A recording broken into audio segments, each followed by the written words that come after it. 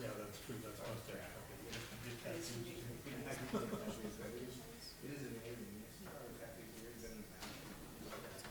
What do you do, fish?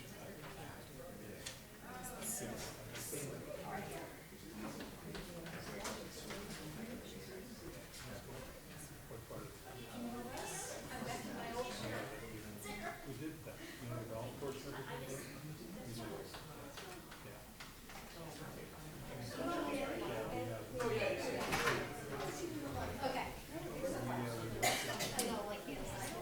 I took the binder, but if you need it, I can. Okay.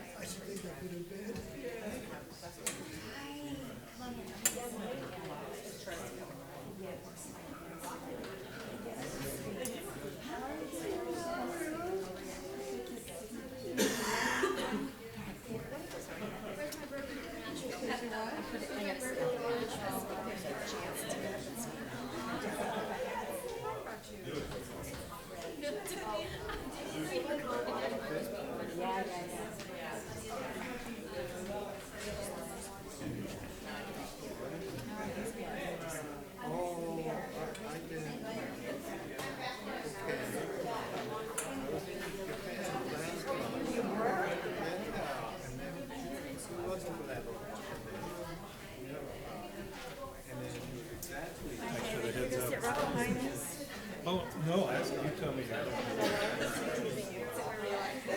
Okay, there you go. Thank you. It's on? Okay. Okay.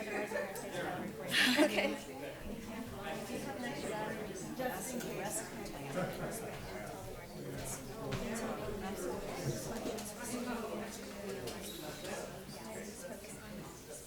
I know, he knows me. It's a hot mic. I know, I've heard. I was more him to hold it close to you.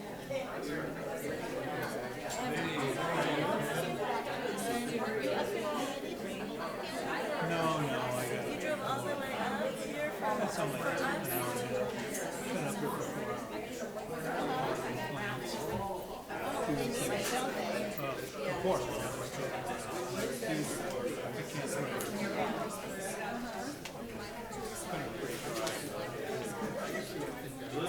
it'll come back.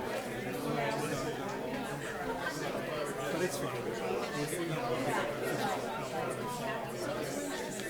No, she's going to watch the kids. She's right? She loves watching the kids. We don't have it. I always get in trouble. I know this crowd. All the intellectual people over here, I can tell. And then you need to be there. Yeah, I can feel the cerebral pull. How are you? I tortured it for 15 minutes of my life. Good. Also the stadium. The nicest building in town. You gotta come by the studio. I know my gallery is. Bring your checkbook. I saw your feed. You can bring your checkbook. We work on it. He'll give you We're sharing the money. Okay. He's got about the nicest building in town. Somebody's house for dinner? So they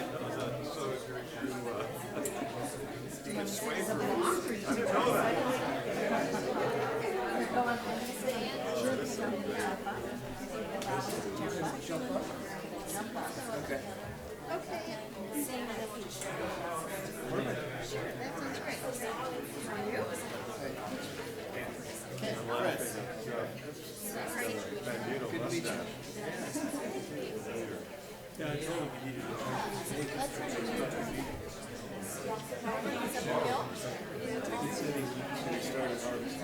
Yeah, I saw it. Were you out there with the saber? No, I left that.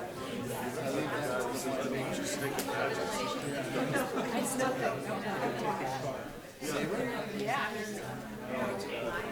Yeah. You have to hit it just right, right? You might not slice. It's more technical. So at some point it's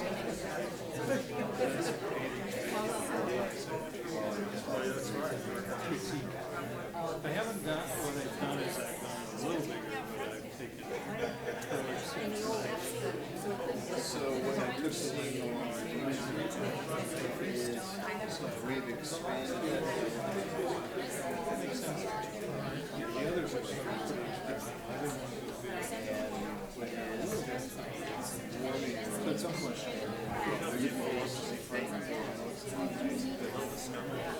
Well, you know, the approach, right?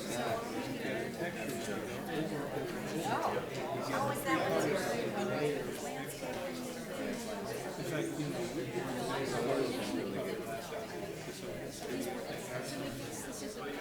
well, the analyst,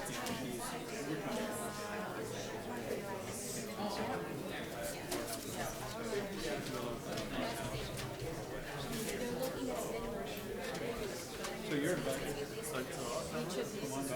Yeah, no, it's 2 weekends.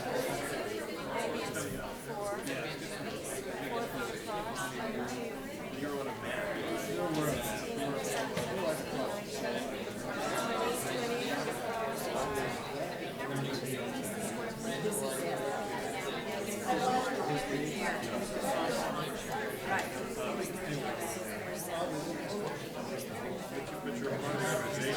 We have a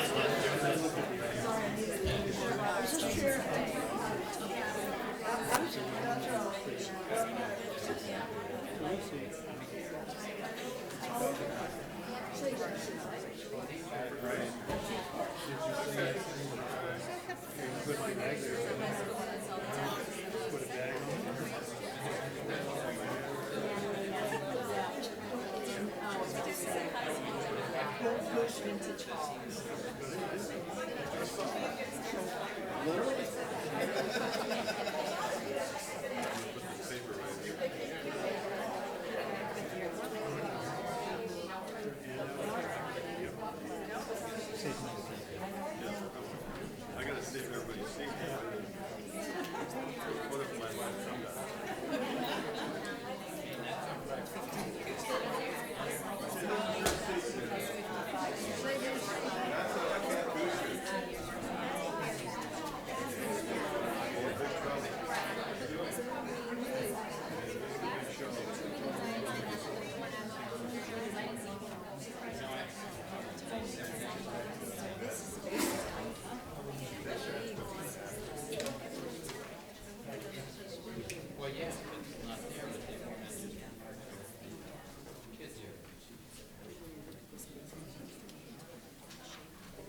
5 minutes. We're going to run about 5 minutes behind, more minutes getting started here. We have some technical issues, so thanks everybody for being patient, and we'll be with you as soon as we can be. Thank you.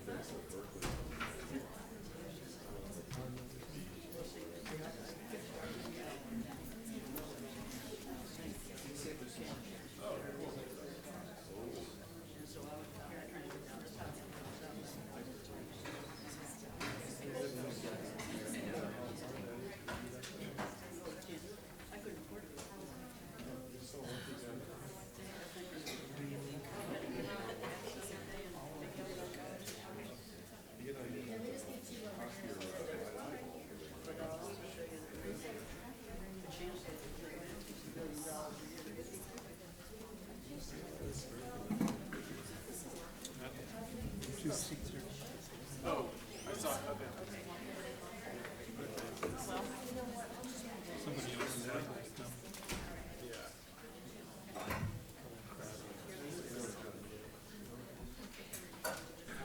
Okay, I'd like to welcome everybody and call to order the City of St. Helena Special City Council meeting, Monday, August 26th, 2019.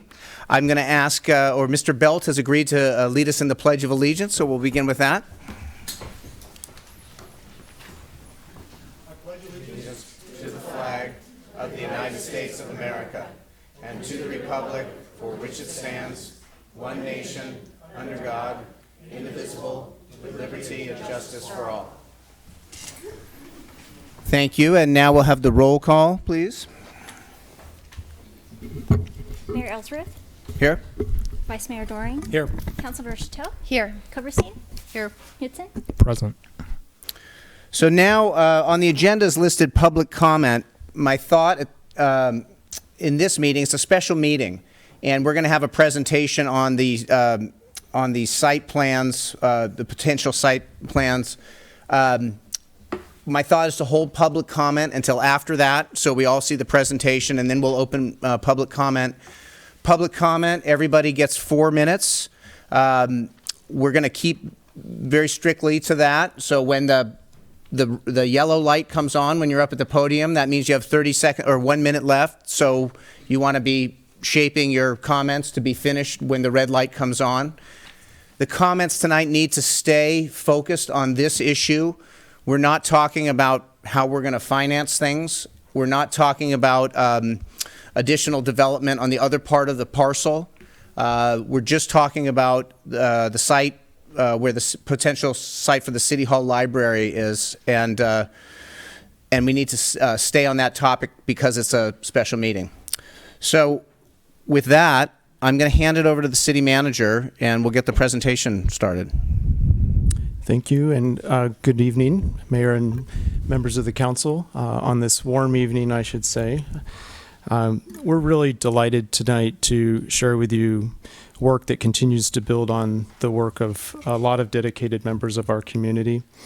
I see members of the SHAPE committee here and also at the dais.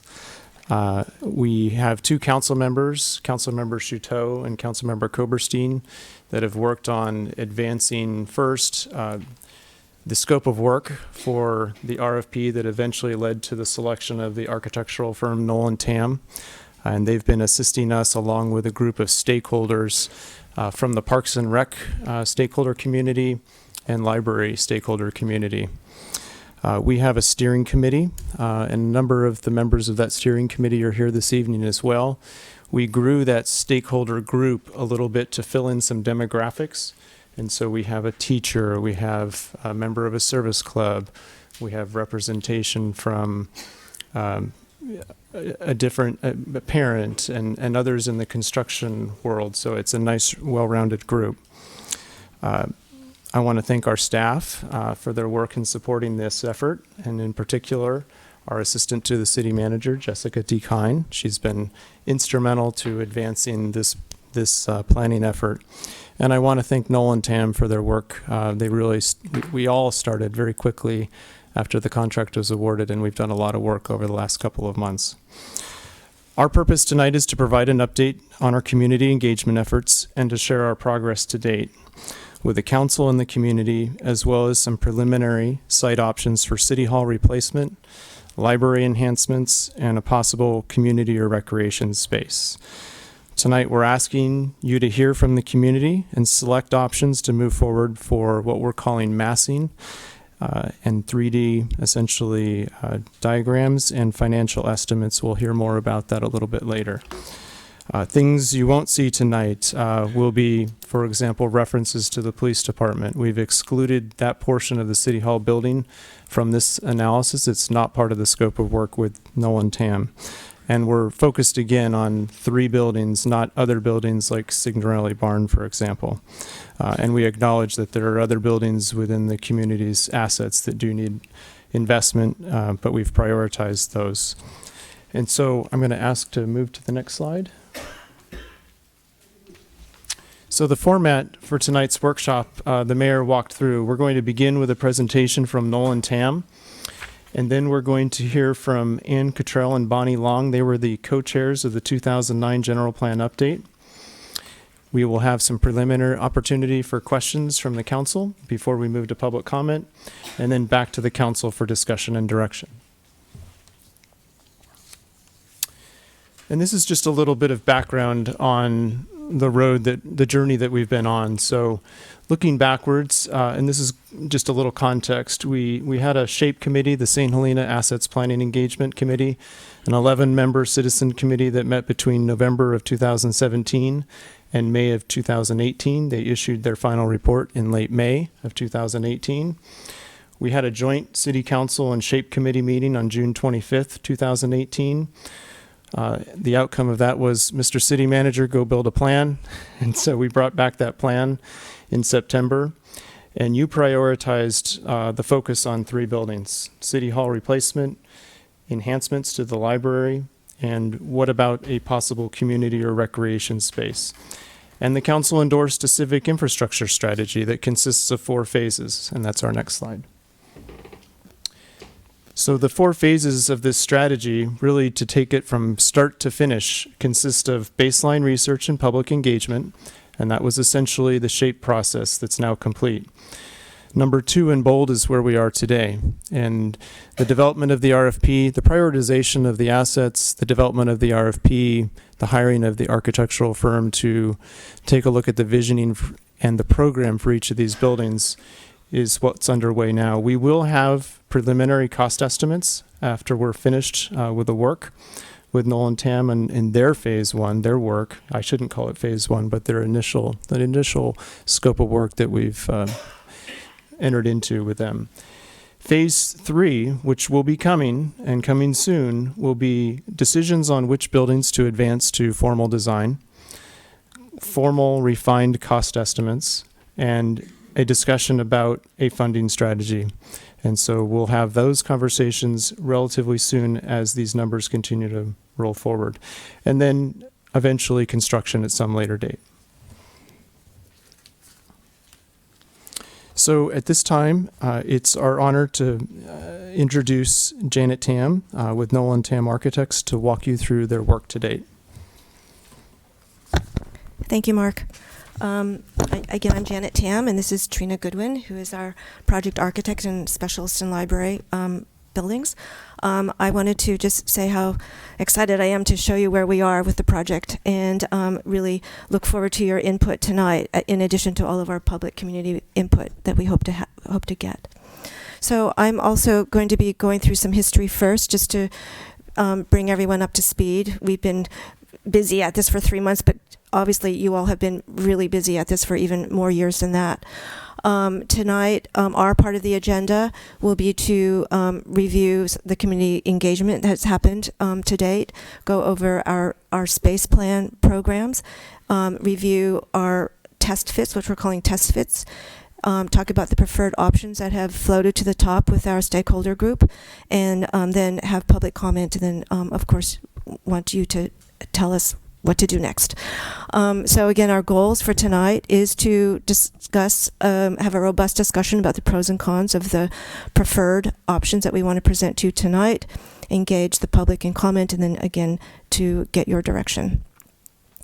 So this is where we started. We consider this an amazing project with an amazing project opportunity, where you have decided to look at all of your key civic institutions. Out of this, the SHAPE report came the focus of 3 very important civic facilities: the library, the city hall, and a community/cultural services facilities. And how will these support the soul of St. Helena and contribute to its quality of life? Because that's essentially what these civic institutions can do.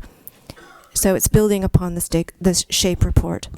This is I think when I last saw you back in on May 29th, when we had our project approved, we were just starting off, and this is a very simple schedule to help you understand. We are now at the end of August. We've completed all the checkmark things, and we've done a lot of needs assessment. In June, we started to work on the space programs and the test fits in July, and now we've arrived at a few different options that we'd like to share with you today. And in September, we want to go, as Mark has said, we want to go into cost estimating and to narrow our options so that we keep moving the project forward towards closure at towards the end of the study in mid-November. We have a great stakeholder steering group that we've gotten to know very well. There are representatives from all parts of your community, and we think they're all amazing. So just to trace, and what's so important about this group is that there's been consistent participation and balanced representation. So as far as community engagement goes, I want to go all the way back to your SHAPE report process, which started in September of 2017, went on for almost a year. There was the asset prioritization at the end of that, in the fall of that same year. You had your RFP. We were very fortunate to be selected. We feel really grateful. And then our job started in the blue at the very end of May, where we interviewed all of the city staff. We interviewed each of you individually. We had a 2-day storefront on Main Street in the Ritchie building, which was really great. We just immersed ourselves in your community and met many of your community members.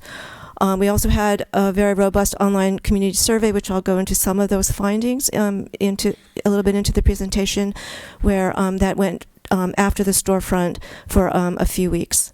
And then we've had already 3 steering committee meetings to get good direction from our stakeholder group. This is just sort of a little bit of a recap from the SHAPE report that upon which we built our understanding of what was important to your community, because there was a lot of work done here. And so this is what we did, is we translated some of the raw data that we were provided, that was all the way back in February, and we started to categorize all the things we heard so that you could see there are some things that were really important to stabilize and restore. For example, to reverse declining population and all the way towards, helping with the local downtown business. How do you stabilize that? All the way towards operating and maintaining to preserve the small town character, preserve the water you have, preserve the open space, towards improving things that are already pretty good, but how can you make them even better? Like making sure that things are more self-sustaining, making sure that there are more places to gather, because they're already important. And then the idea of regeneration, because we're talking about the future, and how can we can't solve every single problem with this project, but how can we be sure that we are aware of what's going on and what's important to your community, so that whatever we do helps you to evolve and thrive in the way you feel is important.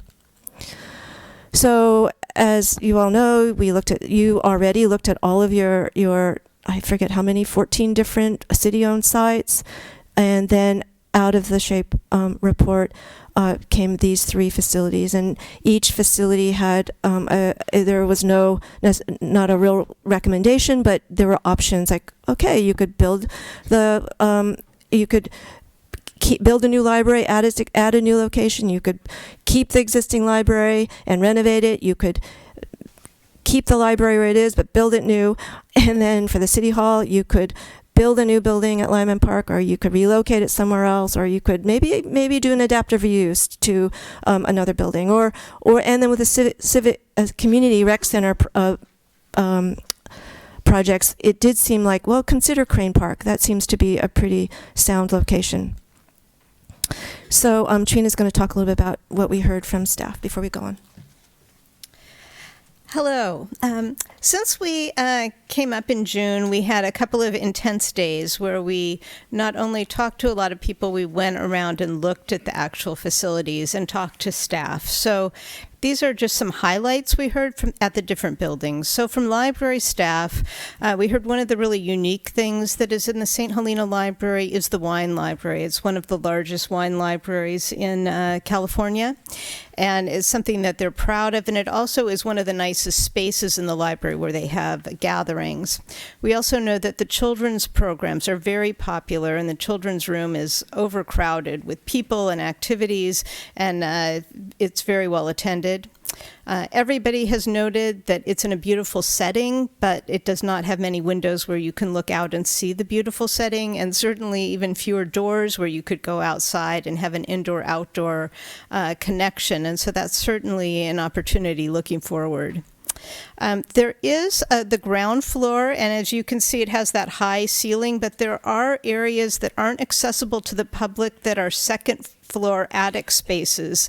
And this when the building was originally designed, it was designed to have some staff up in those areas. It's also used as storage, but they're problematic. They are not fully accessible to the public and don't have the number of exits you would need. And there's even a few structural problems up there because they've weighted them down so much with things. So as we go forward, we aren't thinking about that as prime space.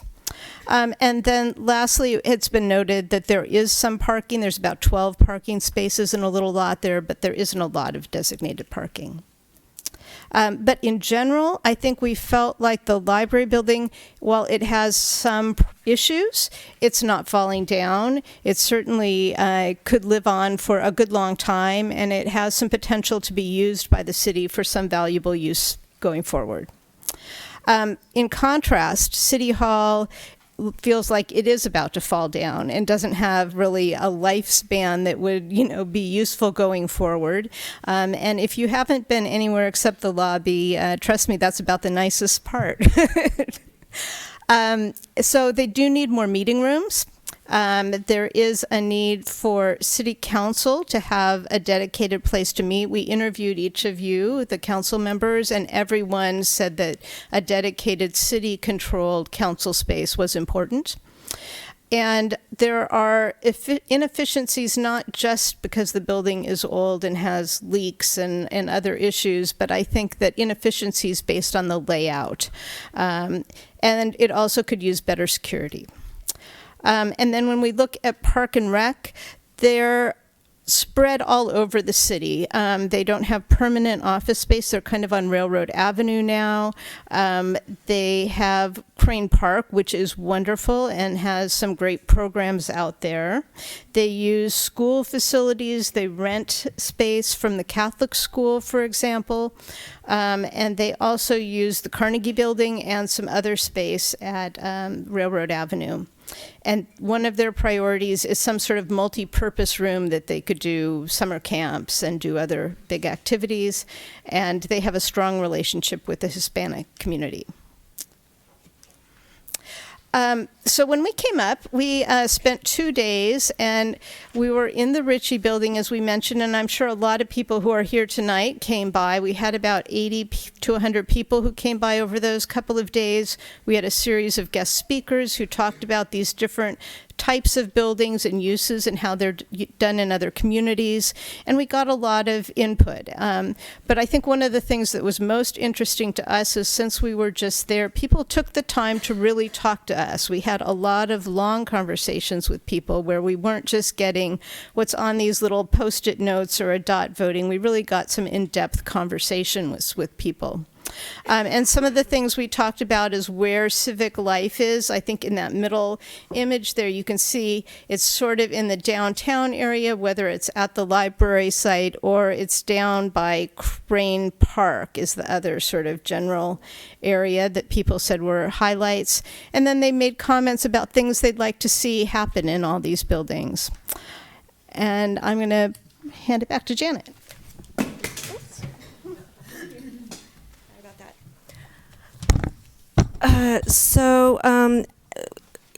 We thought it was a pretty great storefront community outreach, but we still wanted more people and we wanted more opinions. So with the help of the city, we put together an online survey, which I think everyone here probably weighed in.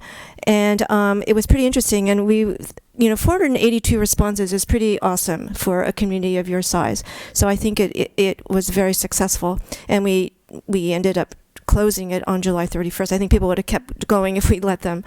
I just wanted to go over some of the highlights of some of the key questions, because I think it's still useful, and I think a lot of these things start to become consistent and start to become patterns of what we're hearing over and over again. So what is the cultural and social essence of St. Helena? We want to be sure that's sort of a touchstone for us as we move forward.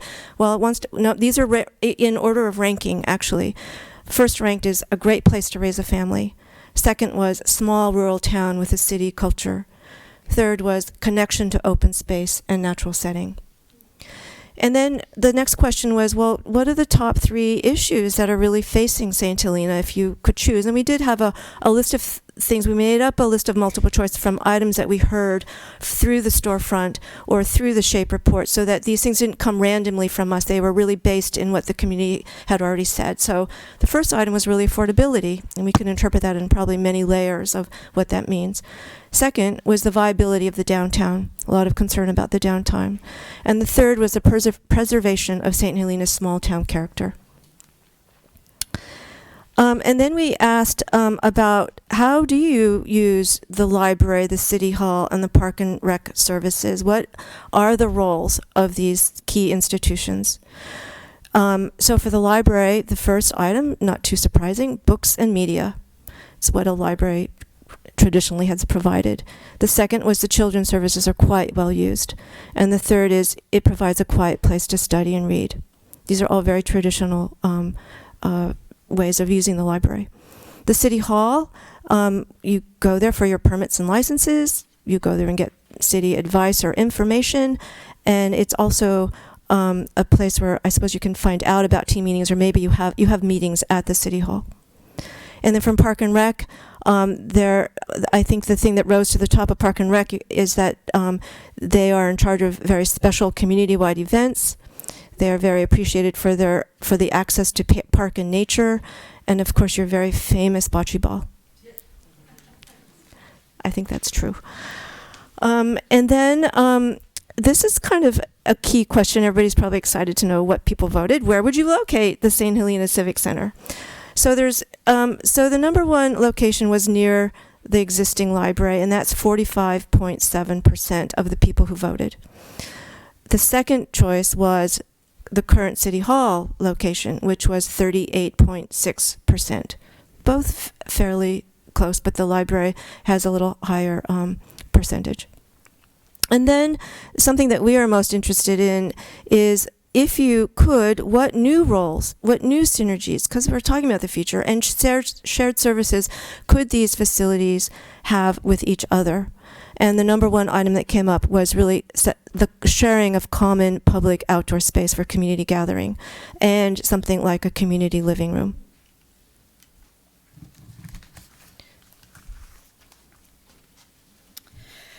So we have, based on these conversations we've had with staff and our review of the buildings and some things that we heard in talking to the community, developed some space programs. And we're just giving you the highlights, but these are the kinds of things, the size of the building blocks that we're looking at placing on the different sites. So when we're looking at the library, the current library building on the first floor, without including the Stevenson Museum, is 12,700 square feet. So it doesn't include those attic spaces that I was talking about. When we're looking at what we're proposing, we're saying it should be slightly larger. It would include a slightly larger children's space, a couple hundred more square feet dedicated to some teen space because the teen center has closed down. A larger meeting room. It can only seat about 20 people in the existing library, so about 60 seats, and a couple of small meeting rooms. Now, that doesn't mean that we would reproduce everything that's in the library right now. There probably would be a shift away from some of the collections to create other things like media support and other new library services that we're seeing in 21st century libraries.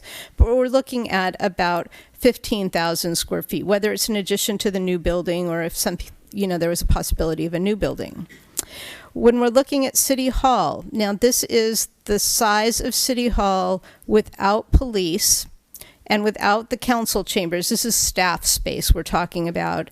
And we're also adding the square footage for the HR IT department, which is currently housed in the fire station, and the public works staff, which is also off-site.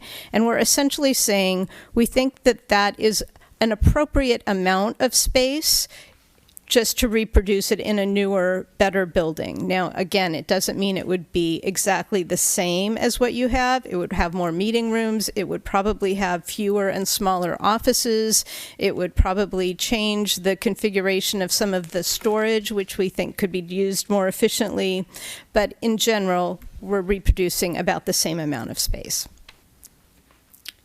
And then the council chambers. We initially, when we were working with our advisory group, we had two options. One was for a building. And when we're talking about these square footages, we're talking about building space. We're not talking about the size of the room. Because in addition, for example, to a council chambers, the room, you would have maybe a meeting room for the council to meet before the meeting. You might have restrooms that support that. There probably is a lobby that supports that. There's an electrical room that supports that. So 7,000 square feet is not the size of the council chamber itself. It's probably about half of that. This room, we were trying to eyeball it, and I don't want to be held to it firmly, but we would guess it's about 2,000 square feet, something like that. So we're talking about a building that's or a room that's about 50% larger. If we're saying about 3,500 of it is used for this group purpose. We initially had something about that was significantly smaller, but our advisory group suggested that we have it large enough that it could be used as other community functions. So it could be rented out for dinners, for a quinceañera party, for example, or for some other kind of community use. So this is our big gathering room, but it also would be the council chambers. The dais either would be able to be closed off with a divider or could be removed, something like that. And then Park and Rec, this gets even squishier as we go down the list. They currently, if we look at their Railroad Avenue site, have about 2,500 square feet of program space. They also have about 1,100 square feet of staff space. And we're saying they could range widely. So things that they need their offices. So we're saying that would be about 1,000 square feet. They need 1 to 2 classrooms in a minimum program. They're losing some of that at Railroad Avenue. They also feel like they need a large multi-purpose room with a kitchenette.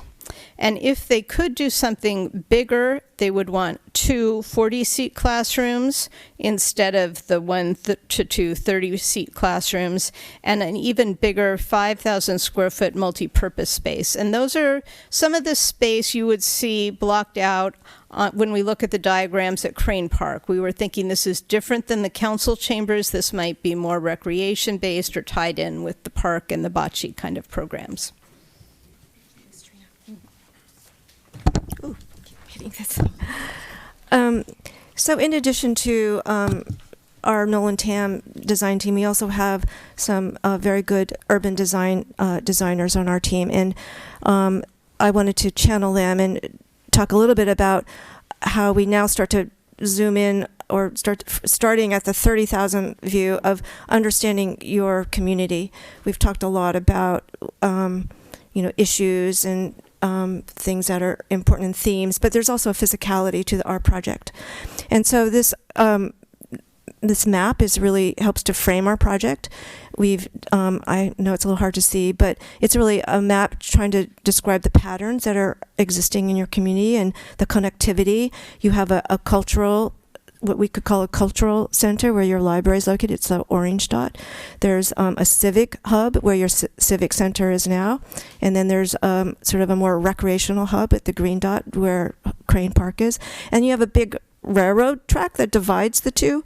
And you also have an important main street, which is in orange, and which is also part of Highway 29. So it's really sort of the basics here. And then we sort of zoom in closer, and really what's important are these. We've been focusing on these two sites, the Lyman Park, where the City Hall is, and of course the Library Lane.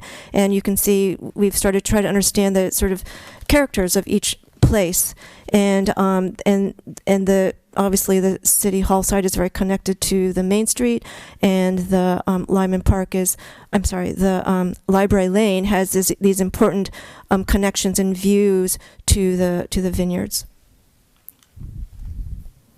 And then this is just another diagram largely for us to understand, well, what are the circulation and points of access for cars? How will it affect these two important sites? What does it mean? Parking turns out to be a pretty important, influential factor on whatever we do for development. Every community has its guidelines, and so we've talked informally with your planning director and tried to understand what criteria you have. But the first thing is to understand a little bit like, what do you have? So this diagram again focuses on the two civic sites and identifies the amount of street parking and the amount of off-street parking. I can just read them off here. On the on-street parking, there you have about 245 spots associated with these two sites, and you have about 87 off-street parking spots in city-owned parking lots. And then at Crane Park, on-site, within the park, there are about 147 parking spots, And we do know that parking has been a repeated issue through the whole community engagement process. So keeping all of that in mind, the space programs that Trina's been talking about are sort of trying to understand the overall context of the community of St. Helena, and we start to then dive into what we call them here test fit options. They're still diagrams, they're not real buildings, but they're trying to say, okay, well, if you have this much area you want to have for your proposed building, will it fit? What are the physicalities of what you have available? And I start with this also because as we're thinking about all these things, we also want to be sure that we don't lose track of what your community is saying. So these are from the SHAPE report, but I think they're great quotes. Future thinking, declining population, forward thinking and consideration of city facilities. And also a principle from the SHAPE report was places citizens feel pride in. So we are thinking about this at this level at the same time. And so how can we reimagine the roles of your civic facilities so that they enhance the life in your community? And how do you translate those hopes into something that's physical?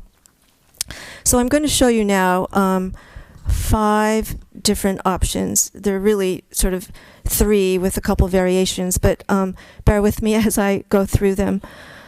So the first 2 options we're calling the status quo because, and the first, this is a sort of a triptych. The first image is the middle image is Lyman Park with the City Hall, existing City Hall. The one on the left is Library Lane, and the one on the right is Crane Park. So in this scenario, the library stays where it is.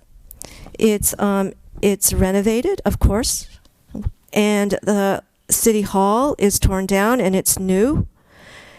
And it has a larger, more robust building. It's taking advantage of the precious bit of area we have there. The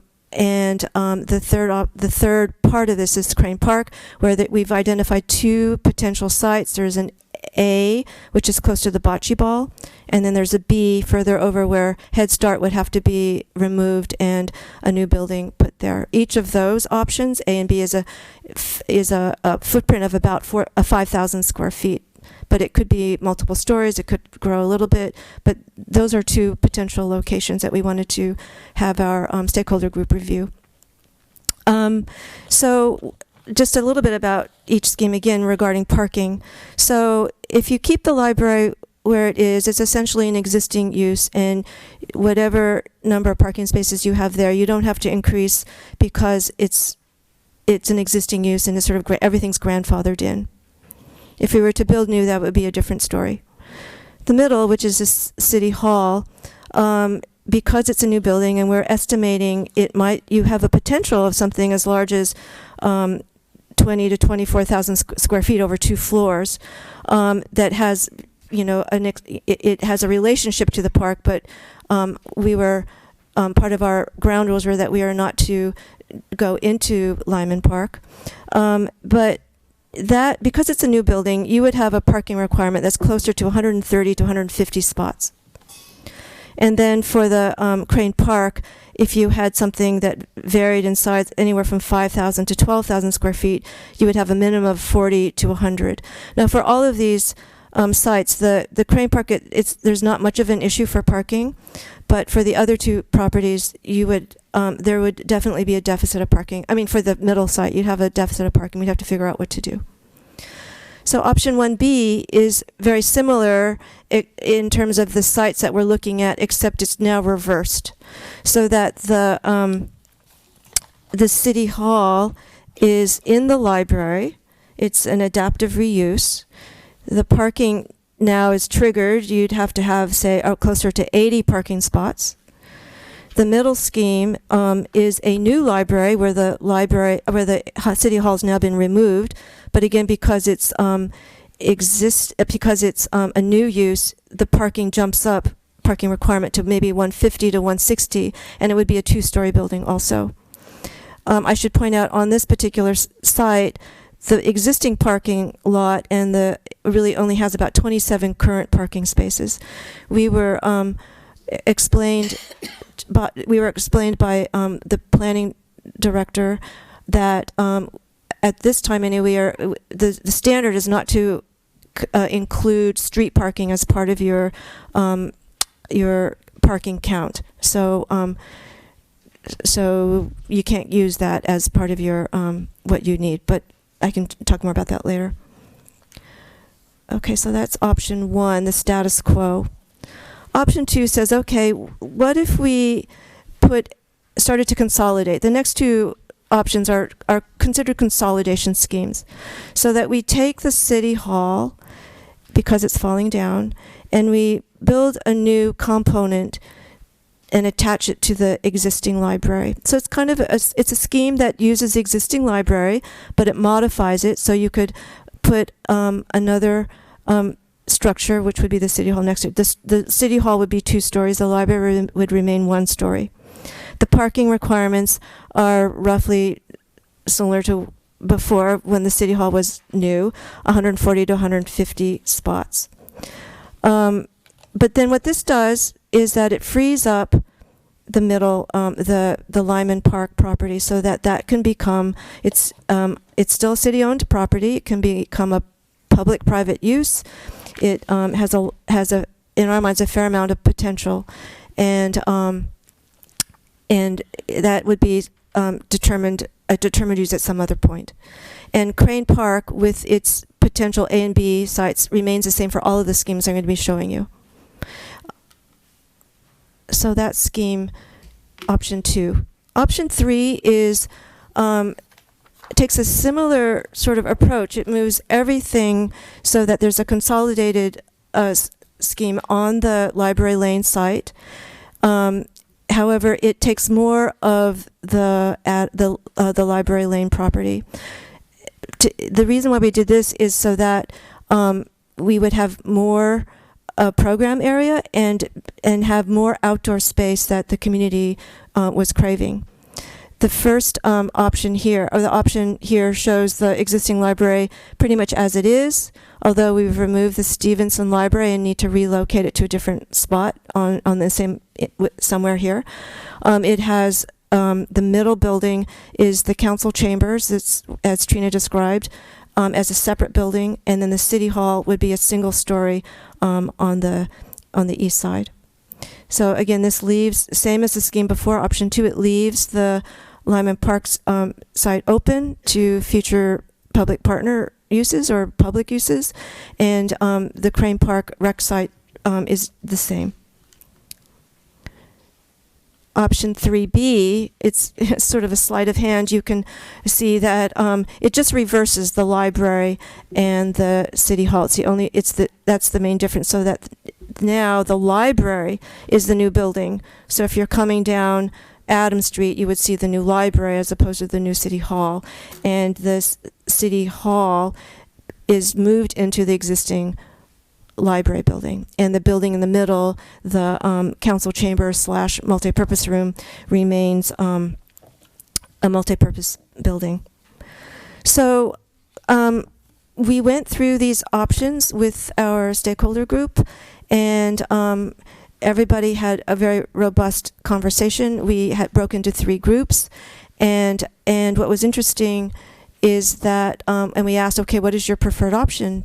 One of the main questions was, do you want to remain status quo, where you have the separate facilities on separate properties as it is now, or do you want to consolidate into a single town center? And also help us define how would we use these multipurpose community rooms. So the steering committee preferred option was option 3A, which is, as you've seen already, the library remains where it is, but better renovated. The city hall is a single-story new building, and the council chambers is in the middle as a single opportunity. The second choice was still option 3, but it was again the reverse. And some of the pros and cons, or mostly pros in this case, that the steering committee, our stakeholder group, mentioned was that this scheme had the ability, and maybe I'll let you look at them while I'm reading the pros, that it retains the library view shed, which is that triangular diagonal. The new council chambers would be really great as a community multi-purpose room. That was really a feature of this site. It was a separate building. There's a large courtyard which could be shared, and also possibly you could close the street off, and wouldn't it be great if it could also be a farmer's market? One of the pros was really the consolidation of all the civic functions. They're a very good connection to the outdoor space, and it would be walkable, and walkable from the downtown and from schools. The two cons, or things that were needed to be worked on, is there's still a parking concern, and there's still a reduction of the vineyard. So our task was to go away for a little bit and look at option 3A and come up with some variations. So what I wanted to do, I'll just keep moving through this if you don't mind, is to really show you how we developed those developed that option 3 into a few different variations based on the feedback we got from our stakeholder group. So the first option, or the first variation, was to again keep the this is a more developed floor plan or sort of footprint of the existing library. You can see it has a little more things building off of it. And so what it's doing, we actually have larger floor plans, but I don't think that's so critical, as understanding that we actually grew the 12,700 square foot footprint into something a little bit larger, closer to the more optimum 15,000 square foot, so that it would have better gathering spaces, just better function, but it's still the library. And what we did is we maintained the pathway from Library Lane through, which goes between the new council chambers and the city hall, so it connects. You can see into the vineyard further up on Adams Street. That was Adams parcel. That's an important connection. We made a sort of a feature that it's a little blue line, sort of a landscape water feature possibly that's between the two buildings, and just really try to make a very nice plaza. In regarding parking, this parking requirement, we're getting a little bit more refined, is about 150. The parking that's possible in this diagram is about 137, and it actually depends on a semi-underground parking structure, which is underneath the first triangle, underneath the city hall and the city council chambers.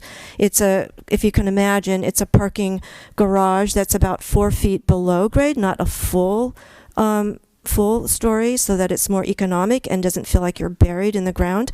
And so there's possibility for light. It raises the plaza so that it could be a very interesting change in elevation. It allows the building to be lifted up so you could look out over the vineyard. So we think that there are some really nice benefits of having this underground parking, and also you're not spending your valuable property on surface parking. So this is a hybrid solution where you have partial parking on the surface and partial parking below grade. By the way, I'm going to just focus on this particular site. The Crane Park site is pretty much what we've seen already in the other schemes. So the other variation is to we just wanted to have a solution where more of the parking was really on the surface, because in the end it will be a cost issue. So we just wanted to have something to compare. And what this does is it doesn't have the third structure of the council chambers. It does turn it into a single structure, which again, it's for cost purposes, so you'll see the difference. But what this does also is it maximizes the amount of parking you have in what we are considering this buffer, which is at the north end of the property. If we didn't have to, we wouldn't prefer to have it completely filled with parking. So it's really for the purposes of showing how much parking you could get here. And so again, it's the same 150 spots, and this achieves about 130 on-site parking spaces. And again, the same idea of a plaza. In this case, it's more of a boulevard that goes through. I just want to emphasize that whatever parking we're showing that is surface, we would turn it into something that would feel more like a rural parking lot. Maybe it's decomposed granite, maybe it's permeable pavers. It's not envisioned as an asphalt parking lot, and with enough planting around it to soften a lot of the edges. And so it has to be properly designed. The last option is a scheme that is exploring another idea, which is, what if you really built everything new? And is it really, from an economic point of view, is it more expensive? How much more expensive is it to build something new, as opposed to having something that you're having to renovate? So it's and there's some benefits to having everything new. One, and putting the library, in this case, on Adams Street. One of the benefits here is that it's again a pull to the downtown. It's something that could attract people coming from Main Street. It still has the same concept of 3 separate structures, so that the middle structure is the council chambers, and it has an indoor plaza. In this case, it's trying to move the surface parking more to the side, so it's not as prominent, and it maintains the view shed where you see green at the buffer.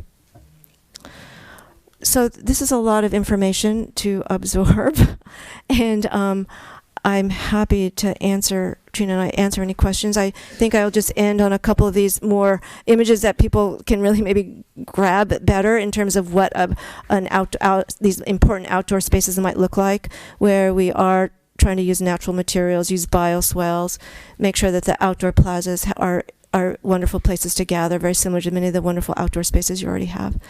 And then our next steps really is our hope is to go into cost estimating, continue to narrow down options in this coming month of September, and to prioritize these different structures in terms of how they would want to be properly phased.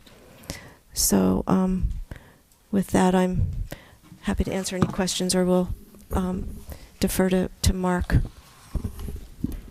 Thank you very much.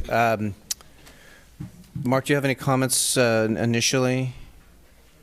Nothing initially, but if the council has comments, we should take those now, and then we would like to invite Ian and Bonnie to provide some background on the 2009 general plan update. Okay, are there any initial council comments at this point? I have some questions for Noel and Tam, but is this the time to do it? Because it's substantial, or should we wait? And I want to make sure we have public comment. Yeah, so it might be better to wait for public comment and have Bonnie and Ann talk now. I think before we go down into the weeds. Yeah. So let's do that. Okay. Ian and Bonnie.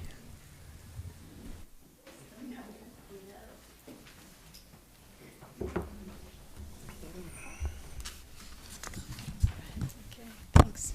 It's been a long time since I came up to the mic. In the fall of 2008, the community of St. Helena gathered in a series of planning workshops to create a vision for the 5.6 acres of city-owned property on Adams Street near Main Street in downtown. 2008, that's a long time ago. The city hired urban planning and design planning from MIG to lead the public visioning process and create the Adams Street property visioning design portfolio. The goal of this project was to engage the residents of St. Helena in an interactive community planning process that would result in a shared, newly created vision for the property. Building on the community vision and informed by economic feasibility analysis, the planning process defined the preferred land uses and design directions for the future development of the site. The process included several stakeholder interview sessions and 2 community workshops. The stakeholder interviews were conducted in early November 2008 and included the St. Helena Historical Society, Chamber of Commerce, Public Library, the city's Park and Recreation Department, and the local community organization Our Town St. Helena. The workshops gathered community recommendations for developing the property that would integrate with existing adjacent uses, create a range of new community open spaces, and preserve important views while also providing additional residential, civic, and commercial uses. Additionally, the planning process included continuous consultation with the St. Helena General Plan Update Steering Committee to ensure a strong integration of planning for the Adams Street property within the overall framework. Community members Ann Cottrell and I served as co-chairs for the General Plan Update Steering Committee. Other members of the steering committee were great, and some of you are here tonight. Grace Kistner, Josefina Valenzuela, Tracy McBride, Peter McRae, Mary Lou Peterson, John Sales, Bill Savage, Kirk Verde, Bonnie Schock, Carrie Schott, Eric Scalar, Greg Pitts, Bo Van Deren, and Cameron Krebs. Thank you. And so Bonnie explained a little bit about the process that the General Plan Update Steering Committee went through 10 years ago. So what I wanted to do to provide some further background was to tell you a bit about what the goals of that steering committee process were, and then some specifics, because I think it's interesting for the compare and contrast as you take on this job of looking at the plans before you today. So in that portfolio, the goals that were set out were, I think, 5-fold: to create a community gathering space, to create a destination for locals, to preserve views from the library, and to create a bicycle and pedestrian connection to the Silverado Trail, and finally to support and integrate any plans into the existing character of St. Helena. And then some specifics that this portfolio, this set of plans, that they included, similar to what you have just seen tonight, there were 3 different scenarios sketched out, all of which contain the following elements: a library expansion. Does this sound familiar? A plaza and cafe, community facilities, and parking. None of the 3 included a hotel. In fact, that visioning document from 2009 does not have any kind of mention of a hotel, which I thought was interesting.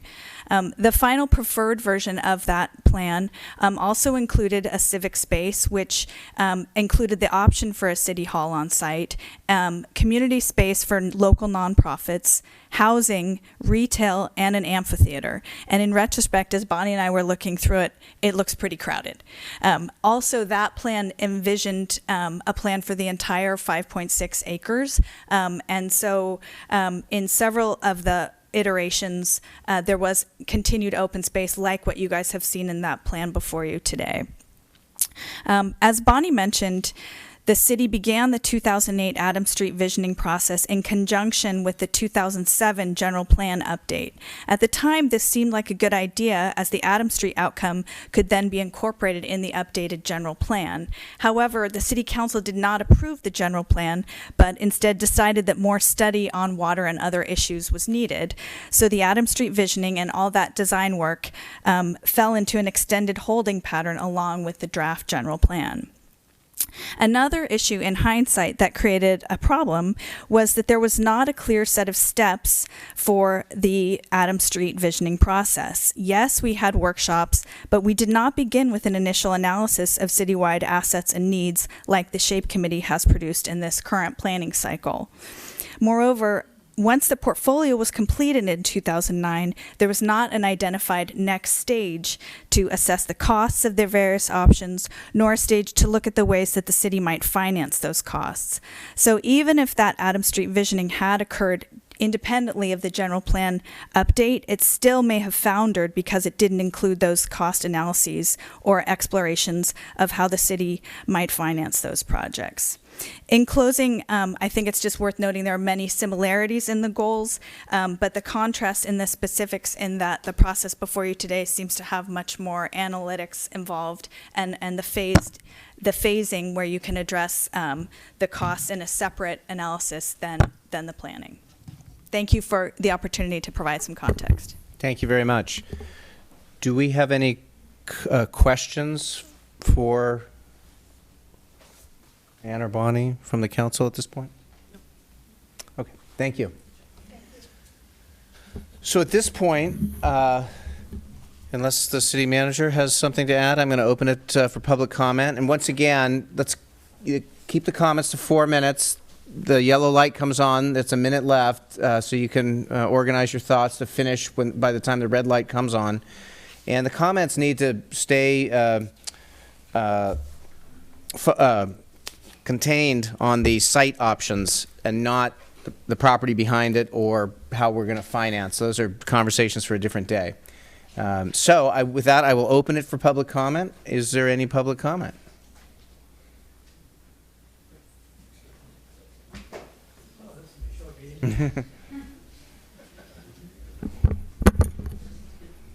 Hi, Elaine DeMann, Giles Avenue. I don't have a comment per se, but I have a question, and I may have missed it. The amount of parking that was required, I understand that parking's an issue in St. Helena, but is it on this new project to provide all that parking, and what determines what that required parking is? That's my question. So my thought is, I'll write these down as we go. I'll write these down as we go, so we can address them at the end of the. Good evening. My name's Rick Krebs, St. Helena resident. Simple question: what happened to the police department?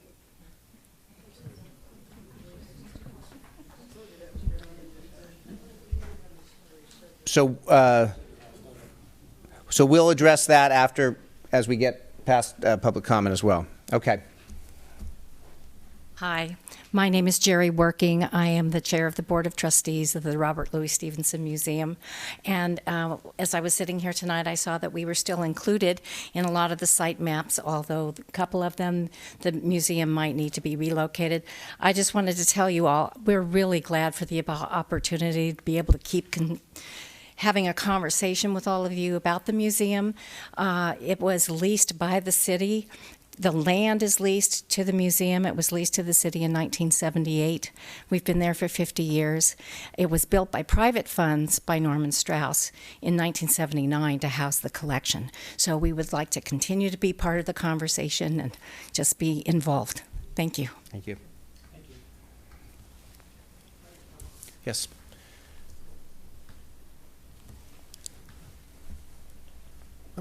Tom Belt, Hillview Place. I'd like to ask the ladies to come back up again. And it was skipped over very quickly as far as the community outreach and the results of that. Number one, at the top three issues facing St. Helena was affordability. Could you expand upon what that meant by what the outreach, what was really meant by that, affordability? I'd very much interested in knowing that.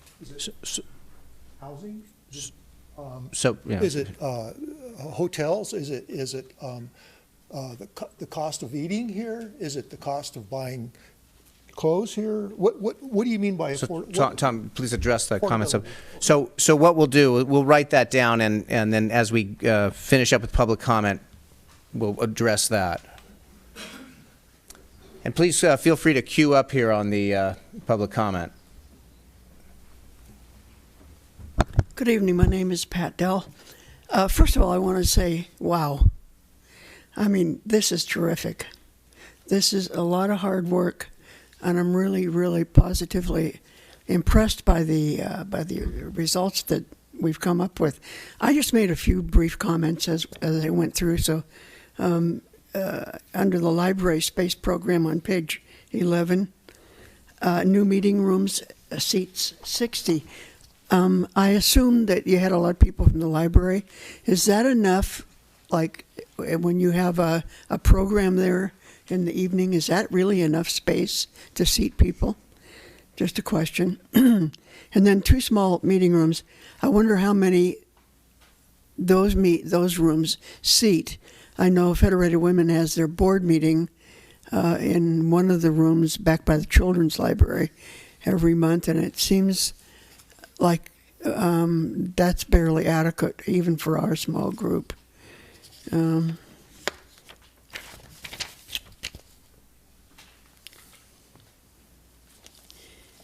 You talk about on page 12 a community council chambers with multi-purpose room. Well, I'm delighted to see that because there's a real need for it.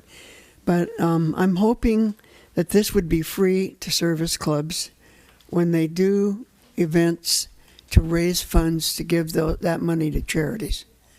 And that we have several service clubs in St. Helena who do that. I know I was looking at Federated Women do bingo. And it cost us $400 for the room. That's $400 that would have gone to a charity.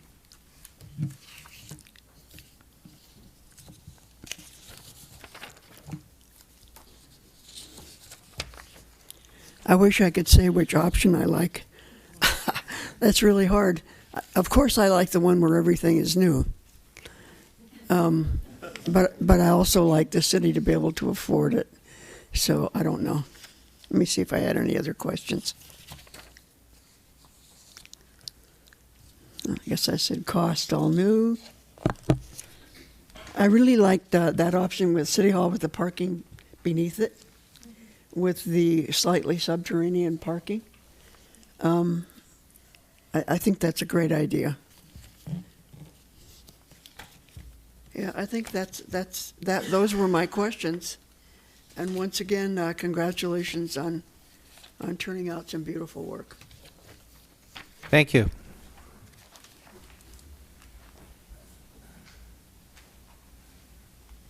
Hi. Suzanne Salvestrin, 397 Main Street, and I thank you all for this. This is wonderful to finally be seeing things that might be happening. I want to just ask that you consider there is no mention at all of the St. Helena Historical Society Heritage Center being on the Adams Street property near the library, and we still would like to be considered for that option. I think most of you know what we are planning on doing, et cetera, but I just want it in the record that nobody has mentioned anything about the Historical Society except Bonnie Long tonight. Thank you, Bonnie, for that. So please consider us in this whole design. Thank you. Thank you.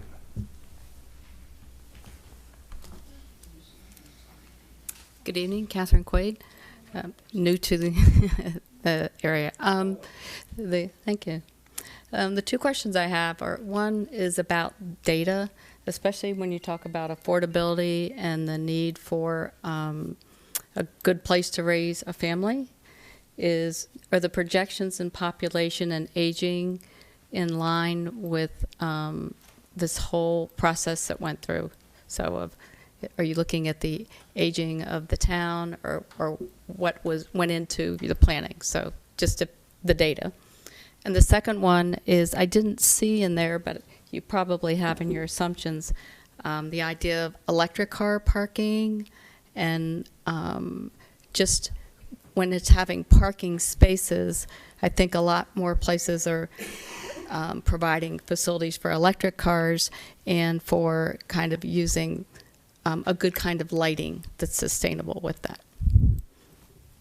Thank you. Thank you.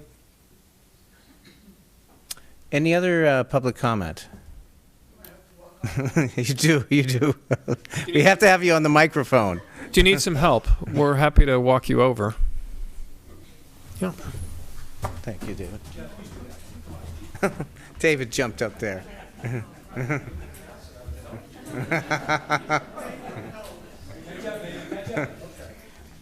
Thank you, David. I'm Phoebe Ellsworth, and I live on Sylvaner. I was very active in building the new library. I was the head on the library board and the head of the Friends of the Library at the time. So I'm really happy to see it preserved. And the one thing I wanted to comment on is I hope that the amphitheater area will be big enough for the summer events that we have, because it will be much quieter for what happens on those events, and make sure that that is big enough. Otherwise, I'm really pleased with what you've come up with. Thank you. Thank you.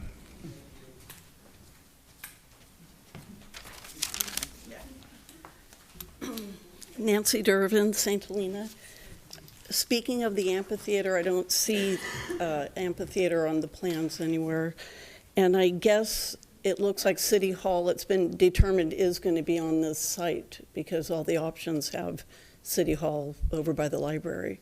So I'm wondering, is that the case, that that's already decided? No, that's what we're discussing here tonight. There is an option with City Hall remaining. But not in the preferred options so far. Okay, and then the other thing is the city chambers and council stuff, is that also the community center? Or because a lot of the initial planning, it had a specific community center and amphitheater and stuff like that. And it looks like the city hall and chamber meetings take up a lot of space that would have potentially been the community center. So is it a multi-purpose thing that you're shooting for there? That's the understanding, that the council chambers would also be a public use space. And since there is no amphitheater in here, but there's still a lot of acreage, is it reasonable to think other things could be added on that go further into the property? I think that's what we'll be discussing. Okay. Yeah. Thank you. Thank you. Additional public comment? How's it going? My name is Ryan Chandler. I'm a third generation here in St. Helena. Proud to be here as, you know, the next generation of young folks living here. So my wife and I are both architects as well, so we kind of feel strongly about this type of thing. But I just wanted to mention the parking is going to be a huge issue because a lot of parking is required. So it does seem like doing a subterranean style parking that could actually be really nice, you know, with terracing and garden spaces going up to it, maybe rather than all open on the sides, you know, to let light in where you'd see the cars and whatnot. So, and the great thing about doing something like that is that, you know, it might cost more now, but you could actually make it bigger and maybe make that whole plinth, you know, underground parking, so that you could free up all this, the usable outdoor space for, you know, maybe future expansion, because we know, you know, in 10, 15, 20 years, we're going to be wanting to expand slightly more with, you know, requirements for more square footage. So doing it now is, you know, the best bet. It is a cost concern, but, and then I guess it's nice that all the facilities are on one site, because then maybe Lyman Park can become more of a, you know, community space. You know, it's an interesting thing because there's community in two spaces now, but the concert in the park is a great thing. We actually go down to Napa all the time because they have a really great music night down there. And then I guess it's, you know, thinking about how it ties into the downtown, because, you know, as a young, you know, generation, you know, the downtown's not a great place to go hang out. There's not really anything that we want to do down there. Hence why we go to Napa or, Calistoga with breweries and whatnot. Not to talk down about St. Helena, but how do we get locals and visitors to come and enjoy this space? And so maybe looking at places like Sebastopol, the Barlow, there is a really awesome place. It has a brewery, it has outdoor games, a place for young and elderly people. So, and then, Napa, the terraced area amphitheater where they have amazing music. It's a bigger area, so you can get a bigger crowd. People are dancing like crazy. It's awesome. So, just stuff like that. It would be great if it would be, a place that we can use it, on weekday and weekend nights and be able to go down there and have fun and whatnot. So that's it. Thank you.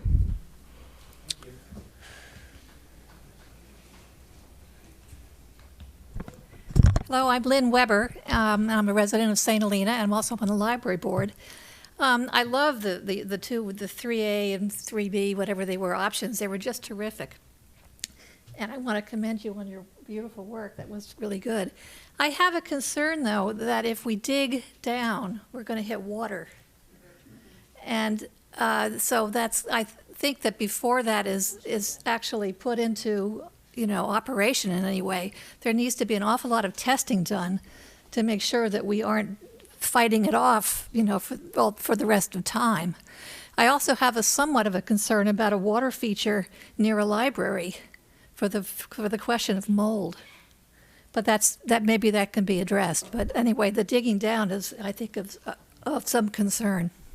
Thank you. Thank you. Is there additional public comment?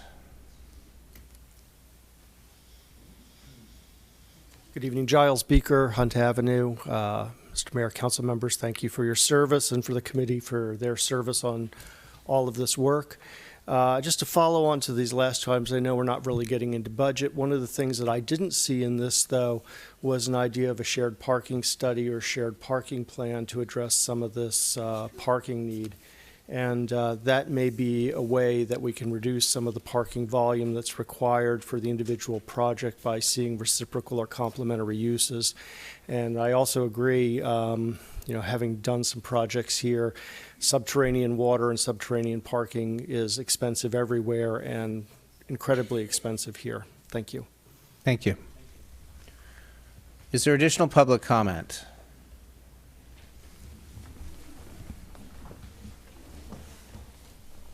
I'm Anthony McKell, 1125 Cornella. Could I have option 1 before I start or not? So I can refer to something because an email was supposed to come today that didn't show up. Could I see option 1 or before?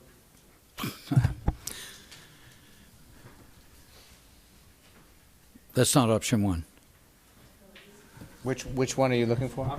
Yeah. You mean the status quo?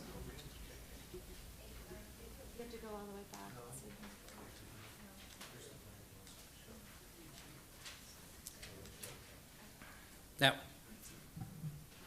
Yeah. Can I start over? Is that okay? Thank you.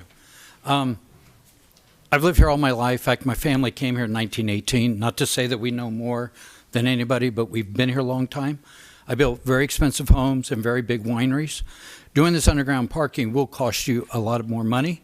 Right now, the Catholic Church, that new $7 million building, is unusable because water has come up through the floor, flooded the elevator, money down the drain, so another $300,000 to fix it. I prefer that City Hall stay where it's at.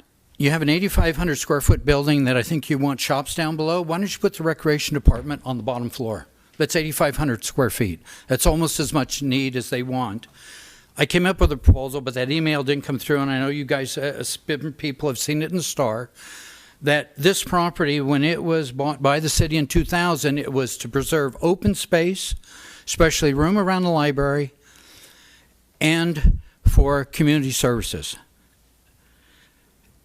the project I had a parking lot going parallel to Library Lane, but I was criticized by this by a council member that a parking lot on this property is way too expensive, but now it's your option that you want to do because there's $539,000 sitting in a parking fund that was going to build all that, and that parking lot was going to be the parking lot for St. Helena, for the farmers market that turns away just as many visitors that come to the market today and it was twice as big as the parking. It preserved at least 50% of the property to open space around the library, and it created an amphitheater and an historical cultural center that should be next to a library, not any other type building, because you want all the services for kids or anybody that goes there. It's all in one space, like where the Robert Louis Stevenson Museum is, and it preserves the park on the corner. That those trees that were told just to see at the library and myself by Jamie Daly that he planted those, but you guys want to tear out all those trees now and create landscape open space where we're looking at natural open space. Also, that vineyard was planted in 1880. There's 21 varietals there that don't exist anywhere else in the world. And the plan that Tom Faraday from Valley Architects and I brought up was to preserve most of that vineyard.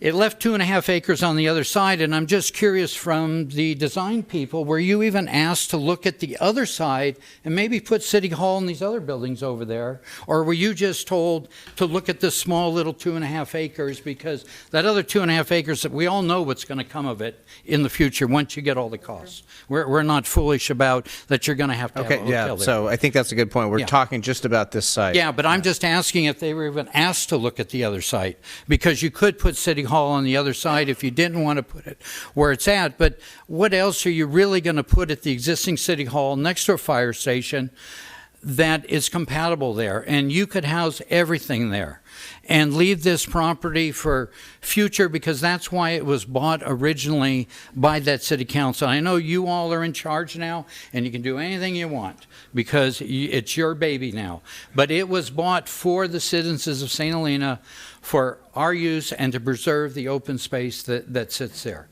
Yeah. Anyway, that's it. Thank you. Additional public comment?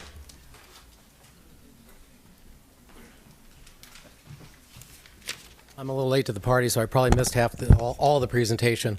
But I did read the staff report earlier, and I don't know if the point's been made. And I think I understand the gist of the issues, that we're saying City Hall can't be where City Hall is because there's not parking for City Council chambers. And I guess one of the questions I have is, if we're renting this here for $11,000 a year, and we're going to spend upwards of $1 million, $1.6 million for city, council chambers, which is creating the parking problem for not being able to put City Hall where City Hall is today. I don't understand why we'd want to spend $1.6 million to $2 million with AV equipment and everything when we're talking about our budgets and our concerns and all the capital projects we have, when we can keep renting this for $11,000, of which the taxpayers are paying for this as well. So why would we add $2 million to the debt or the burden that's being placed on all the citizens? I mean, it doesn't pencil out to me. It makes absolutely no sense whatsoever to spend $2 million to not rent something for 11. I don't. Thank you. Is there any additional public comment?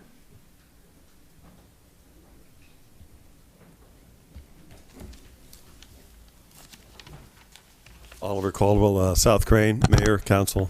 Wonderful presentation, Mrs. Tam. It was excellent. I think I made the mistake of coming after Anthony and Mark because I'm a little pumped up, but I do agree with Mark. I can't believe it. I agree on something with him. So we'll have a beer later. I just wanted to read you a quote because I've been doing a little bit of research about libraries and tourism and the relationship between libraries and tourism, because I thought it was kind of interesting, because apparently tourism seems to be a kind of a factor in helping support the perpetuity of an institution of a library. So I found this quote, which was interesting, from the American Planning Association, and this has to do with parking, because it seems like everything is revolving around parking. And personally, I hate parking lots, so I'm trying to always figure out some other way around these parking lots. In general, most library authorities agree that libraries should be centrally located in or near commercial areas and shopping centers in order to promote library use. Those who walk to the library use facilities more frequently than those who drove. That's a powerful statement. So we can talk about all kinds of theoretical urban designs, but then we have to kind of remember the whole everyday lifestyle of pedestrians walking up and down the street. What's their natural habits? If there's something in their face, like a restaurant or a store, the tendency they might be able to walk in there more often than driving to a remote area. So what I started to read about was that libraries, according to this study, most librarians would prefer to have a library that was smaller, that was more visible and more accessible to pedestrians and lit up at night than to be in some isolated location where it would probably be closed at night and closed most of the weekend. So I think that's kind of an important factor. And where I'm going to is that I really want to hold out that the City Hall site should be still on the table to be considered. It seems to be kind of shuffled off like we'll deal with that later. Some magical commercial private enterprise cultural component is going to go in there, but we don't really know what that is. But we are kind of separating these two factors. My preference is to rally the wagons around Main Street, because Main Street, to me, is still the soul of St. Helena. Those beautiful historic buildings. I mean, we have a kind of a crisis here. We have a retail blight, and we need to shore up the Main Street and keep our resources on that street, because that's who we are. We're not some other future thing down the road. And these old buildings, they take a lot more money than normal to maintain, which means you need tenants and rent. And with this retail blight, we're not on a very good trajectory of saving the downtown. And the last thing we want to do is spend boatloads of money on some other parcel far from downtown while we watch the downtown drift and go into disrepair. That would be a big tragedy. Thank you. Thank you. Is there additional comments?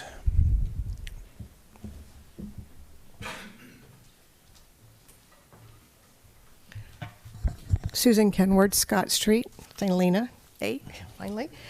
I want to second what Oliver said. I mean, one of the things that I kept thinking about when I was listening to the fabulous, you did an amazing job, was there a study done on how it would affect the Main Street if we take everything that about the community and take it off of Main Street?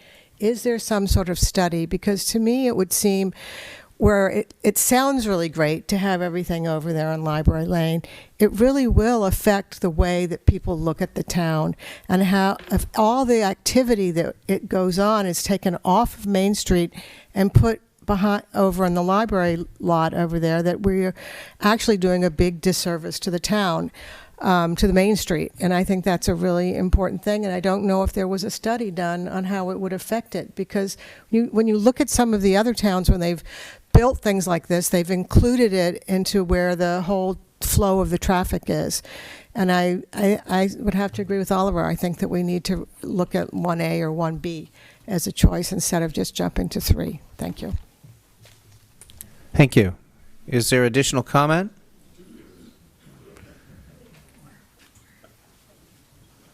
No, I have one more.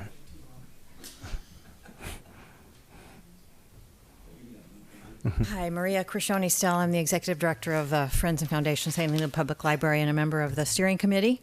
I just want to say that I'm really very excited about the 3 options that the committee landed on. I think that they reflect the desires of what the community survey said. And I don't think there's a lot of activity happening at City Hall as far as residents are concerned right now. And I'm not sure that I love Oliver, but I'm not sure I agree with you. So I would, and the other thing is, this has been going on for a really long time, and I feel like we need to move forward, and I really hope the City Council will go on to the next step and cost out these options. So thank you. Thank you. Thank you. Additional comment?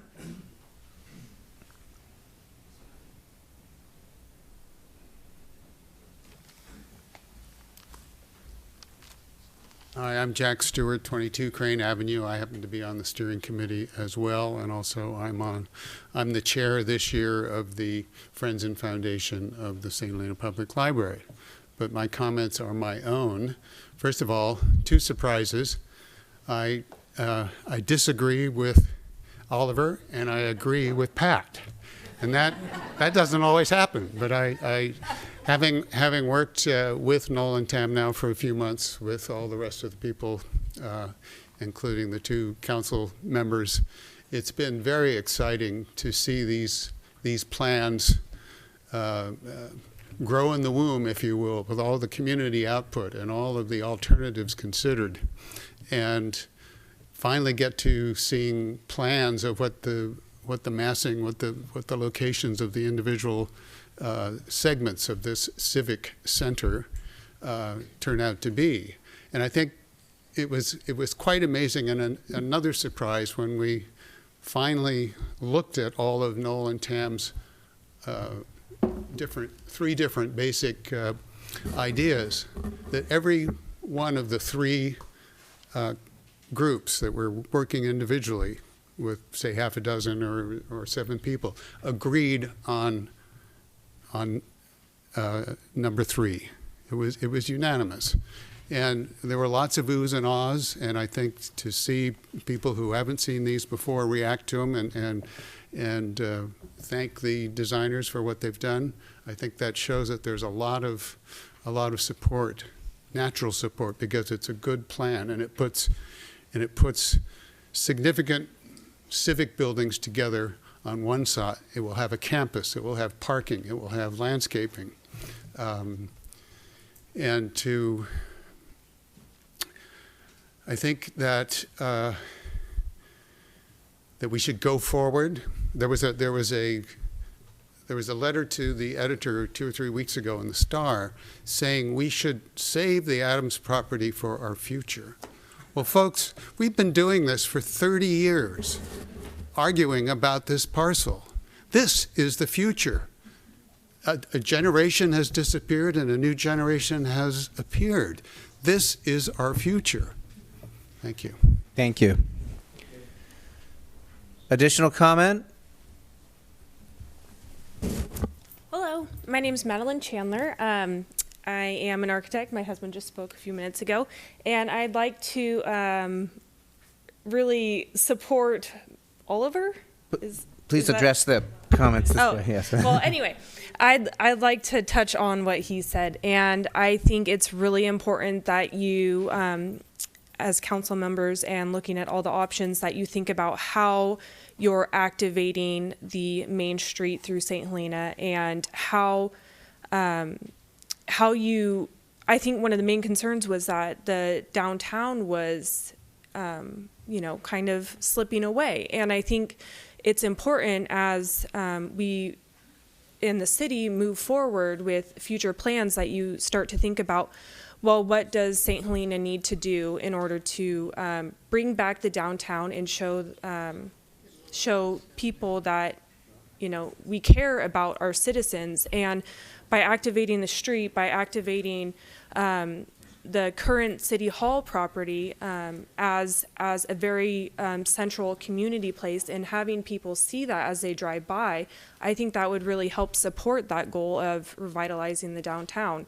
And I don't think that the library is out of the question for a great hub. I just think that maybe it's more appropriate as office spaces, and maybe you go there for a specific goal, such as getting your permit or whatnot, going to a city council meeting. So I think there's maybe some more thought that could be done by the city council in order to address that. Street activation, and really showing that we as a community care about the future generation. So, yeah. Thank you. Any additional comment? I didn't plan on saying anything more, but I think this is just so exciting. I I was the city manager when the city council purchased the property, and I remember that night when they made that decision, and the decision was made because we're not making any more property. And so I think, you know, the foresight for that, and to now be able to do something that's going to really work well for the community. And 2 of those council members have passed away. And so it's, you know, it's, but I think it's a real, you know, it just is very exciting. And so go for it. Thank you. Any additional comment?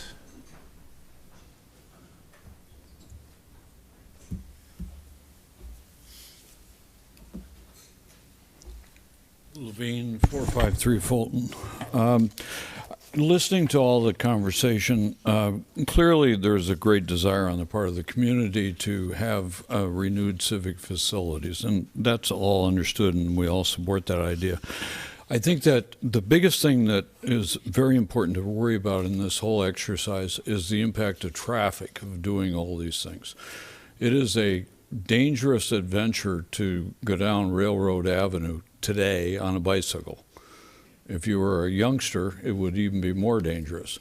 If you make the turn on Adams or make the turn on Fulton, or even go down further south, it's an even greater challenge. And having had a few close calls myself, and I'd like to think I'm a relatively careful bicycle rider, I would urge you to really consider the traffic impact. And I would also point out there's not a plethora of parking. So if you're going to be adding additional things, I realize there's parking outlined in this. I would urge you to really think about the impact of parking. Exactly what kind of approach is taken to this approach to the trail to the river, as I'll call it, is a delicate issue. That's a very, very popular trail. We observe that trail from our home at a distance. And the multiplicity of people who walk that trail with their dogs and otherwise every day is a critical factor, I think, in the culture and the life of people in St. Helena. And quite honestly, many people who don't live here walk that trail as part of their visit. So if you're going to put anything in that piece of Adams that's left, be aware of the fact that you could destroy the character of the town by messing with the beginning of that trail. So I urge you to pay attention to that. I urge you to be sensitive to the fact you've got a parking problem already, and additional people needing parking is going to be a bigger problem. And in addition to that, there's already a traffic problem. And there's very high levels. Your police force, St. Helena Police Force, could have a heyday on Railroad Avenue if they just patrol Railroad Avenue in terms of writing tickets for people speeding. So I think we need to be aware of the fact we're going to create a bigger and bigger issue, and it's fine to ignore it. Wait till somebody gets killed, and then we'll talk about it, because it's a problem. So that's my 2 cents about the issue. It's great to be concerned about the space. There's some innovative issues here, and very much interested in the innovation. But I do think there's care that needs to be taken related to traffic, related to parking, and related to the impact of how the remaining piece on the entranceway to the trail is developed, because that could be a character killer. And I urge you all to think about that. Thank you. Thank you. Is there any additional public comment? Okay, I think we're there. So I'm going to close the public comment, and I'll bring it back to the council. Mr. Prestwich, do you have any thoughts before we have a discussion? Any additional or initial comments from the council? I think perhaps we should just answer a couple of those questions that were asked early on during public comment. One, Tom Belt asked the first one. Regarding affordability. Mm-hmm. So that question, Janet, could you address that? The actual question on the questionnaire was, what are the community issues that most affect the quality of life in St. Helena today? And one of the options to select was affordability. I think the intent of that question, or the intent of affordability, was how it relates to quality of life. And I think what we heard a lot through the SHAPE report and other community members is that the cost of living here is higher than it historically. So being able to afford to live here, that's how I interpret, that's how we meant it. I can't speak for the people who answered. I assume it was in that same vein. One could interpret it in a lot of other ways, but that's how it related to the question. Affordability related to quality of life. Okay, and then the police department was another. Mr. Presswich, do you have any comments? I can answer that one. We've separated that for consideration because it does raise a number of service delivery options which are complicated. And rather than compound the challenge at the moment, it was felt that that would be better to separate it. And tomorrow night, interestingly enough, the city of Calistoga has requested, they have plans to hire a consultant to analyze a couple of different service alternatives, whether they contract with the county, whether they continue to serve as a department on their own as they are today, or they've also raised the idea of some form of collaboration with the city of St. Helena, whether it's a shared command structure, a single position, the chief, for example, or an integrated department or some hybrid thereof. And so should we say yes to that request tomorrow, we would begin to have conversations with their study and begin to confront questions like that. And I think the timing on that would be good given the fact that some of the conversation about City Hall and obviously the adjacent police station is going to be something that we need to talk about relatively near term. So as we move forward, looking at whatever we decide tonight, we'll continue that conversation about the police department and where and how that will fit in.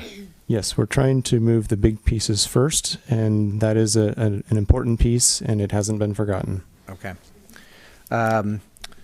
The Historical Society, I guess that can come up in our comments. There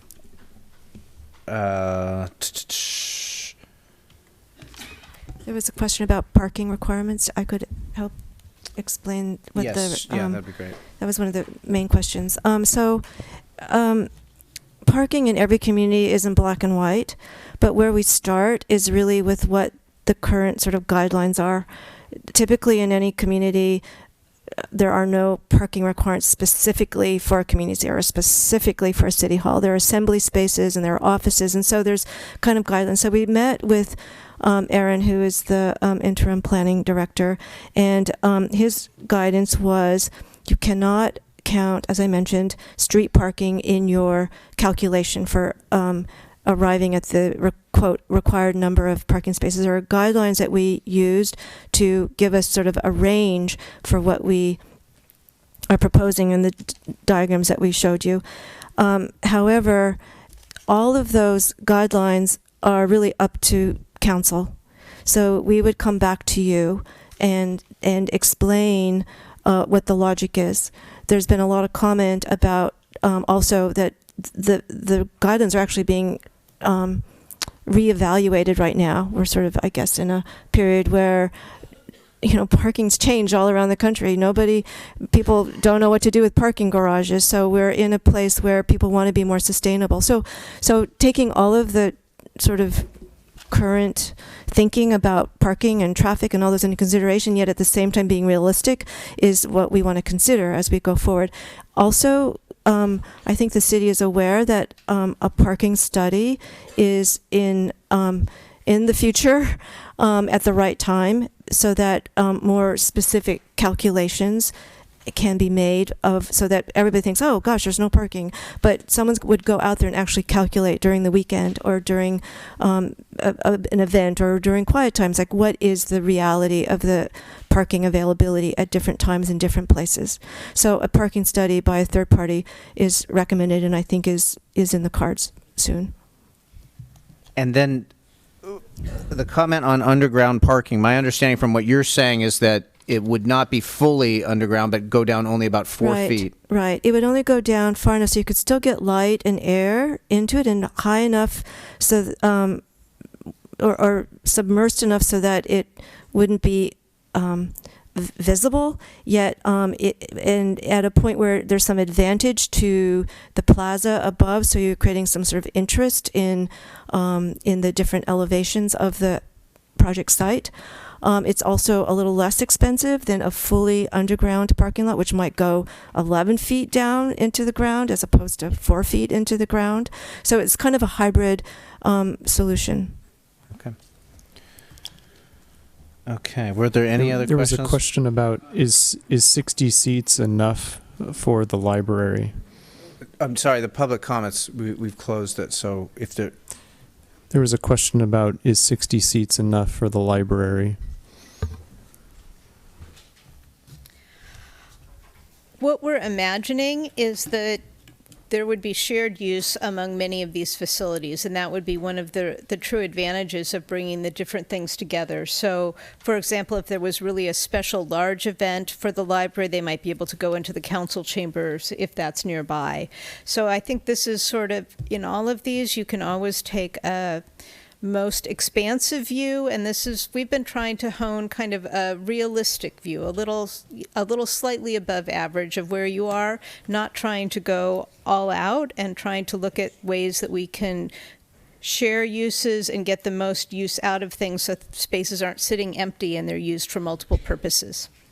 And I think just to sort of underscore that, when we talk about a council chambers, this council works pretty hard, so we do have some extra special meetings from time to time, and tonight's a good example of that.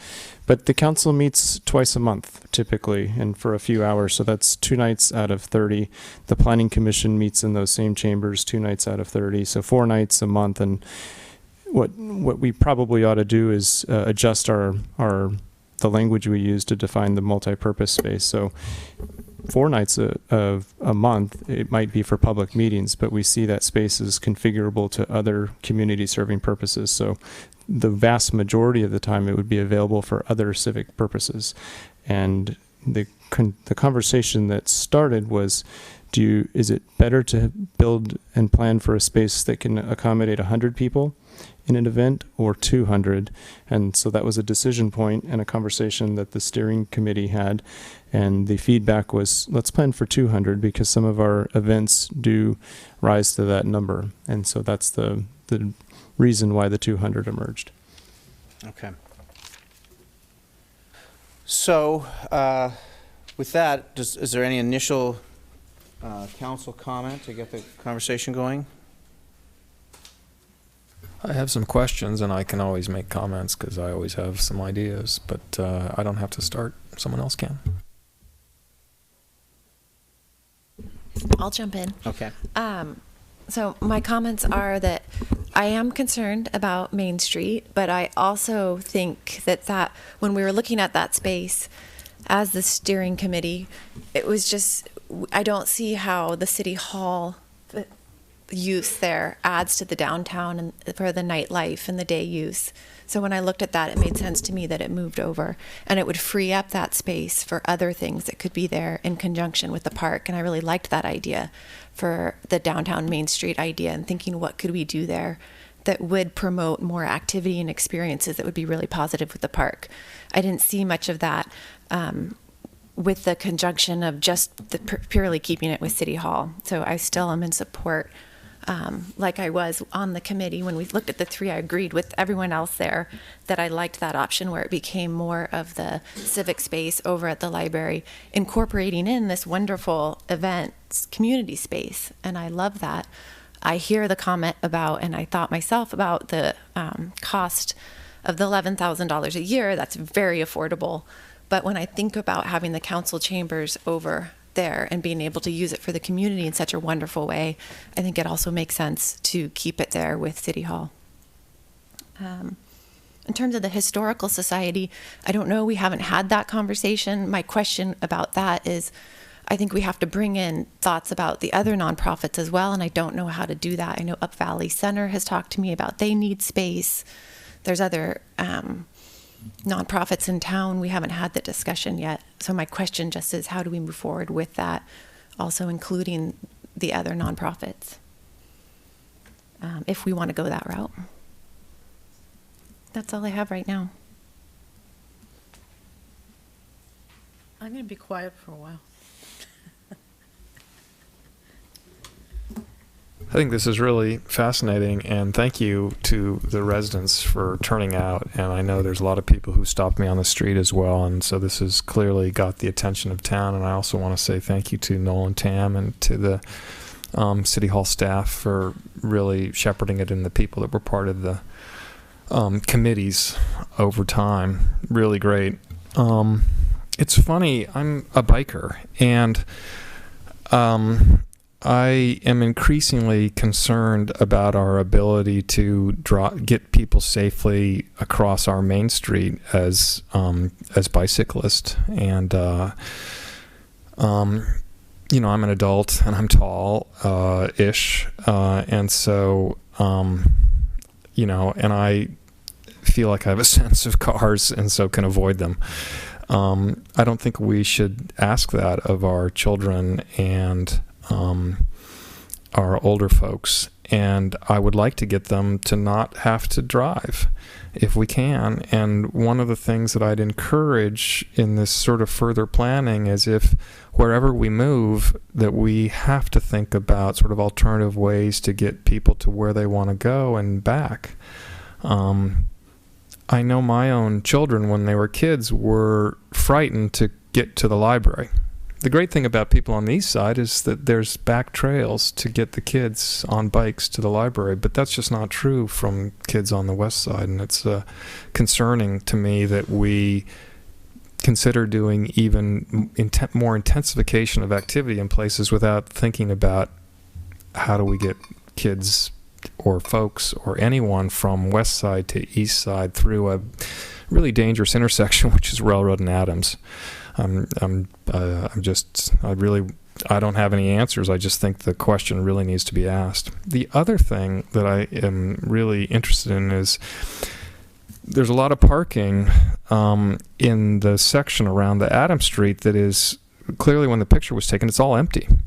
The B of A building and other buildings, particularly if the use is going to be at nighttime. When those buildings are empty, couldn't you have an arrangement to sort of use their parking instead of developing new parking? That's a question for me. And then finally, just about everything, a city hall is just an office building, and most citizens actually can't go in. You're stopped at the door.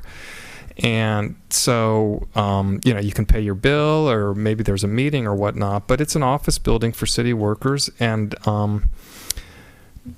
let's give them a good office building, but it's an office building. And to me, in this day and age, I'm not sure city workers need a bunch of offices. I think we need some open and configurable space that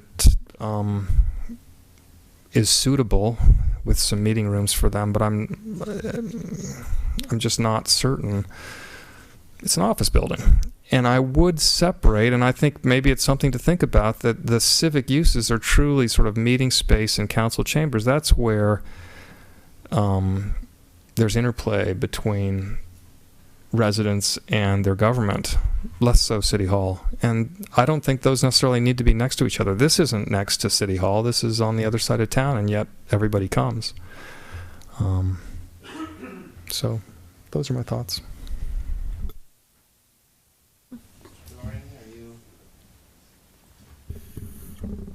Ms. Coverstein? Well, I assume we're not done talking, so I'll just embellish on a couple of the issues. I am concerned about the parking. I don't think I said it was too expensive to put a surface parking lot on part of this property. I said I didn't think it was an efficient and good use of the land. And, you know, our whole zoning ordinance is kind of built on making efficient use of what we have. We have an urban line that holds development, you know, in a certain area, and we try to establish minimum densities so we're using the land. And for me, I wouldn't want to start here by saying we should try to satisfy these parking requirements. There were good comments made about shared parking. I actually did drive around Adams today, and there's over 250 parking spaces, as David just mentioned, over off of Adams in a number of buildings that are closed on weekends and also in the evenings. There's about 50-some over on Library Lane. And I certainly think we should take into account the parking that's on the street. I mean, the street is a place to park. And to take land and put a parking lot on it because we don't want to count the parking on the street, particularly a dead-end street, just doesn't make any sense to me. I can't remember that song about taking paradise and paving it for a parking lot, but that's shows how old I am. But that's kind of my reaction to the parking. I did appreciate the subterranean option that was brought forward. I think it's something that should really be looked at. Of course, we have to see if it works engineering-wise, but I think it is a good and imaginative way to provide some parking on the site. I also have always thought that the City Hall site should be doing something to energize downtown. It's part of the reason we took this second step. There was some immediate thought that we should just build City Hall on the City Hall site. And I do agree with David, it is an office building. And it could go in a number of locations. I think also the study, or not the study, the survey that was done, asked people how often they came to City Hall. The answer was close to virtually never. And so I think that also plays into the parking demand. I think we should be realistic about how often people are using these facilities and look at shared parking options and the like. On the issue of the library, I know there are really strong feelings in the community about the library, and I'm trying to be sensitive to what people want to do. And I know there's, some who are very enamored with the current location. And to me, it would come down to whether you're really going to get the library of the future if you renovate there, at what cost and what benefit. And that I really do favor looking at a brand new library option. Also in part because of this idea that it could contribute something to the downtown. Even if it is not on the City Hall site, I think sitting on the hard corner of Adams and Library Lane, as opposed to up at the end of the street where it is now, could have some benefit in terms of urban design and livening up the downtown area.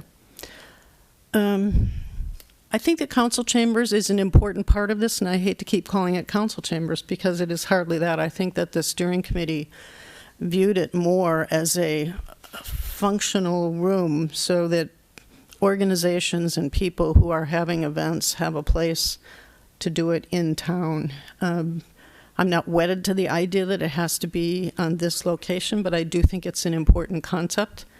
Just in this day and age, this is not the safest place to be conducting public meetings, and I think we have to be very cognizant of that as we move forward with plans for City Hall and where we're going to meet. I would not be in favor of continuing to meet here, even though the expense is not terrific.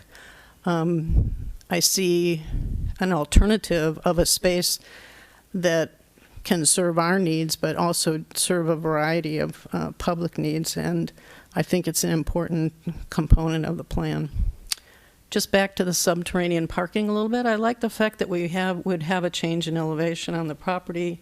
The terracing that you're talking about, I think could be an interesting landscape concept. And lastly, I hope that whatever we get out of this, I hope we get something really sustainable and sustainable land planning in terms of what we're doing with water and everything else, and that the building is forward thinking and makes a statement in a good way.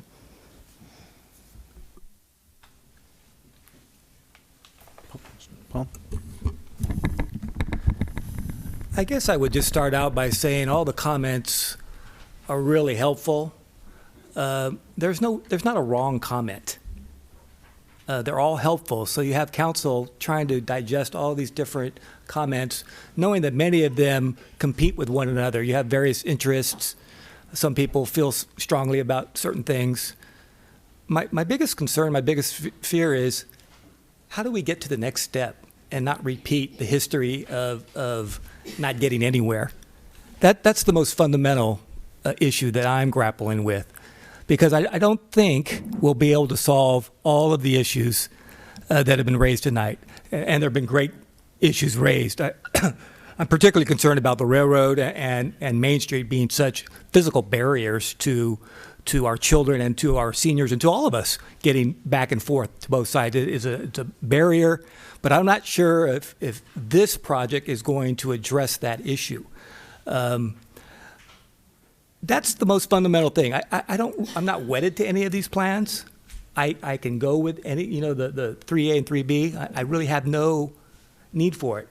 I would offer this with respect to City Hall, just to put this on the record. City Hall is not just an office building. And here we have, and I don't think you intended it to be this way, but there are real people who work in our city. And so I never want to send the message to anybody who works for the city that they're less than us. No, they don't deserve a Taj Mahal, but they deserve something pretty nice, because we're all human beings. And think about where we go to work, or where we would want to go to work, and frame it from that issue. What would you want to do?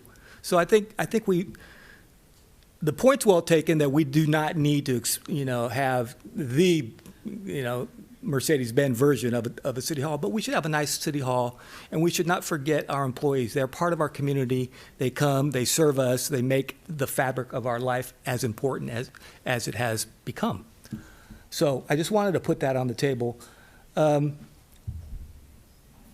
Fundamentally, we as a council have to figure out how we are going to get to the next step. Otherwise, I'll be dead by the time the first shovel's dug, and I'm only 58 years old. At some point we need to move forward. We're not going to be able to satisfy everyone's needs, but we should incorporate as many of these comments because they're good comments. And many of them I think we can address to some, in some degree. So that's the question I pose. Where do we go from here? Because we have a history of not doing anything. We shoot ourselves in the foot over and over and over again. And so I'm perplexed by that. Why is that? I am concerned about the downtown also. I don't know if the library or something else in that spot. Originally, I thought we could have a sort of a partnership with a private entity to have City Hall and something. I like jazz, I like beer, So I was thinking, hey, we have both of them, and that sort of didn't go anywhere. But there has to be a way to activate the downtown. I don't know if this is the way to do it, but we should keep working on that. Maybe it won't be the library. Maybe it won't be a City Hall joint venture with a private enterprise. But that is definitely something that we need to focus on. We have to do that because we can see it. This is troubling for our community. Again, I don't know if this is the vehicle to address that. Maybe, maybe not. So those are just some of my comments. I'm wanting to move forward on something because I think our community deserves it. And all of these plans have great benefits. The preferred option and the A and B, the 3A and B, seem to be very, very reasonable. We're gonna have to figure out how to pay for it, and I don't think we can pay for this. I don't think the community wants to pay for some of these things, but we have to test that. I went through the same issue in Calistoga with the Logby property, and boy, their plans back in 1997, they had loaded that property up with so many things, and now it's just has some ball fields and a pool, and it's pretty open, and there's a veterans area. It didn't turn out to be anything that we planned in 1997. It's kind of interesting how all of that massing and impact on that property really never came to fruition. So I know how fraught a community can be. I think we should be cheerleaders for our community. Let's try to get on board with something. That's what I would say to the community. Let's be cheerleaders for ourselves and for our community, for our employees. Let's get something done.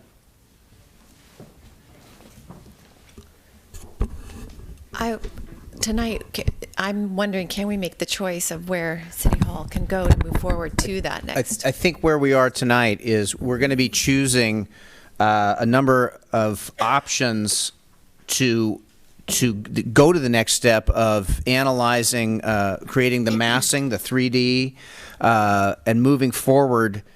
That's our job tonight, is to choose some options and start narrowing the scope. My understanding is we want to pick 3 ways to move forward. In my opinion, I'll give a few thoughts now. I get the preferred option. I understand. I think the consolidation of things in one area makes sense in terms of efficiency. I also recognize value in looking at keeping the spots separate. Whether the library, the City Hall stays where it is, or that becomes the library, and we look over at the Adams Street parcel, would that open up a little bit of extra space for things like the Historical Society over on the Adams parcel? I think we're very close to having something to move forward with here.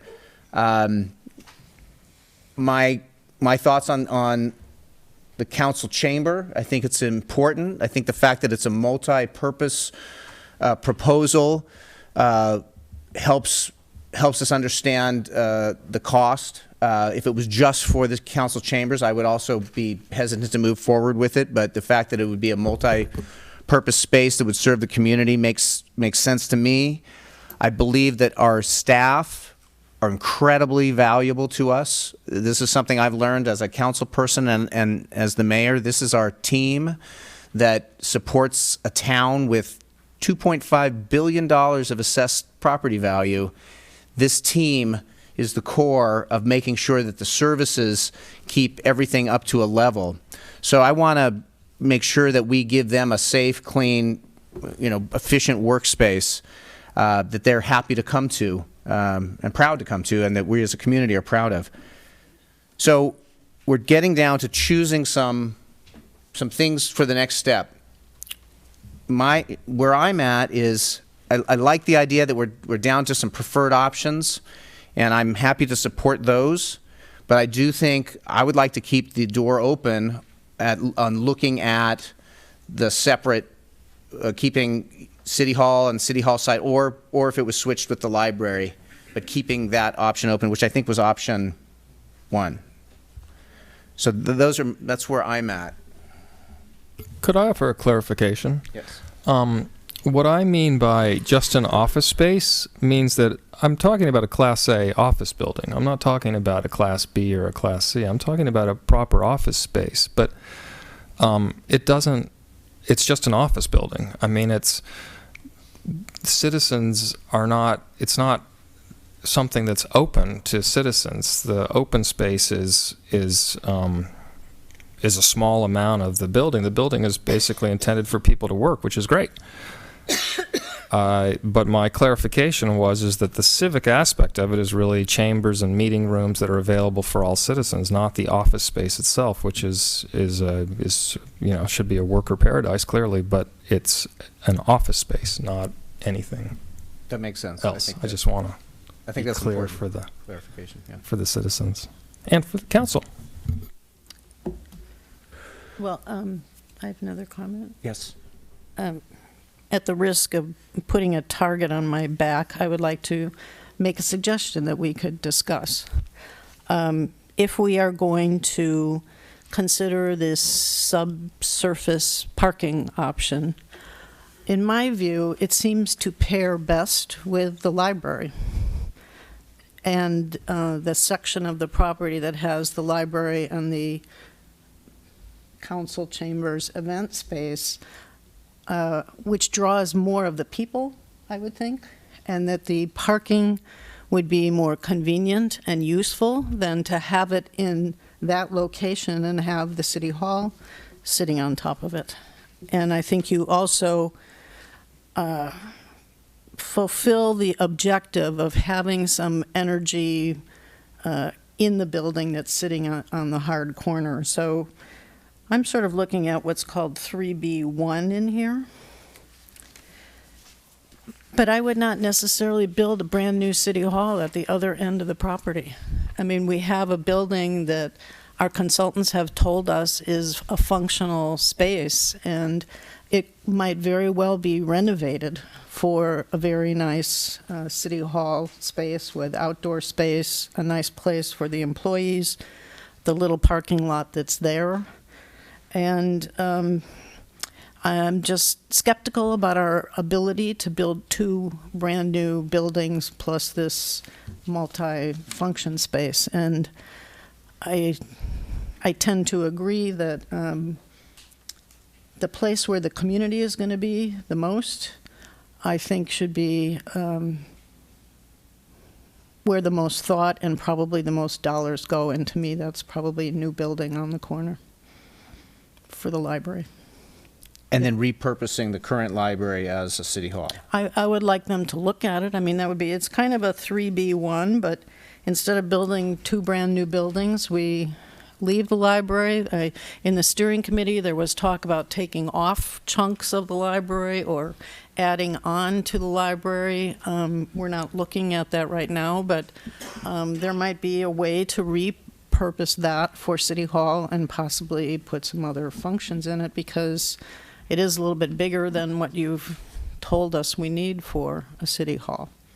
So if we're going to pick from the options that are in front of us here, that would be my recommendation, and I would eliminate that surface parking that is east of the library and put the subsurface parking here instead. Another way of looking at that is 3A1, but switching the buildings, right? So on 3A1, the city hall is the new building, the library is remodeled, but you would switch those. Yes, and I would eliminate the surface parking lot to the east. Okay. Yes. Mary, I just wanted to make a comment, and it's not to challenge that you can make that suggestion. It's just to remind you that one of the comments that we had talked about was the views that are in the building where the current library sits, that those are always going to be the best views because it has the access to the vineyard in a way that we don't know what is going to happen in the future on the other areas. And there was conversation about preserving those for more of the public to come in the library. You know, I have to agree with that, but sitting in the steering committee, I heard from people who are heavily invested in the library that a new building that was raised up and maybe had a roof terrace and had views of its own would be a good thing. And so, you know, I won't deny that the views are great there, but they could be great for the staff too.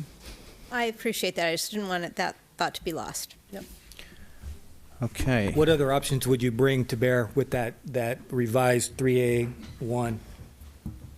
Do you think we should have 2 more? I'm not sure we're going to go there, but I'm just wondering what would be the other 1 or 2?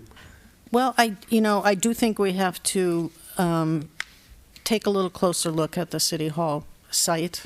It may require a little bit more work by the steering committee of just what are we going to do with it. I'm not suggesting that the City Hall be there. I don't think that is the best use of that property. I think the consultants felt a little constrained of what they could do on that property. There wasn't really a look at, could we incorporate maybe part of the fire station parking? You know, you were pretty much just dealing with the footprint of the existing City Hall and trying to make something different of it. But I do think we should try to answer the question of what can we do there that could contribute to the downtown and not be the City Hall. But that's not something we would decide now, right? I mean, that is a separate, sort of not related question, isn't it? It's kind of unrelated, but yeah. I'm just saying. But I think the relationship is that it keeps the conversation open if we decide to at least look at that, continue looking at that option, that City Hall site is still something we're discussing. I hear Mary saying something different, though, that we aren't looking at it for City Hall anymore. We're looking at what other uses could be there, or just asking the committee that. But potentially the library. No, not the library and not City Hall. Okay.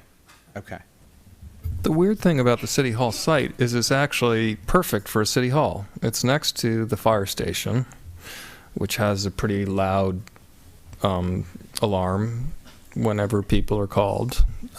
So there's sort of some aspects of the City Hall site which are sort of more appropriate for public use. There's only, is it 21 people that work in City Hall, Mark? That's about right. 21 folks. And so, their contribution to downtown, to Mr. Caldwell's comment, they spend money, they have lunch downtown. Does it add, another 20 people, foot traffic? Is that helpful? I mean, fortunately, most people can park that work there. I mean, the parking that's currently at City Hall is appropriate, I think, possibly. We're spilling onto the street a little bit, which doesn't provide necessarily a lot of space for guests. And I think the challenge with a new council chambers on that site is just this idea of a 200-person room that drives a lot of vehicles, and that's, I think, the challenge that Nolan Tam is raising as an issue.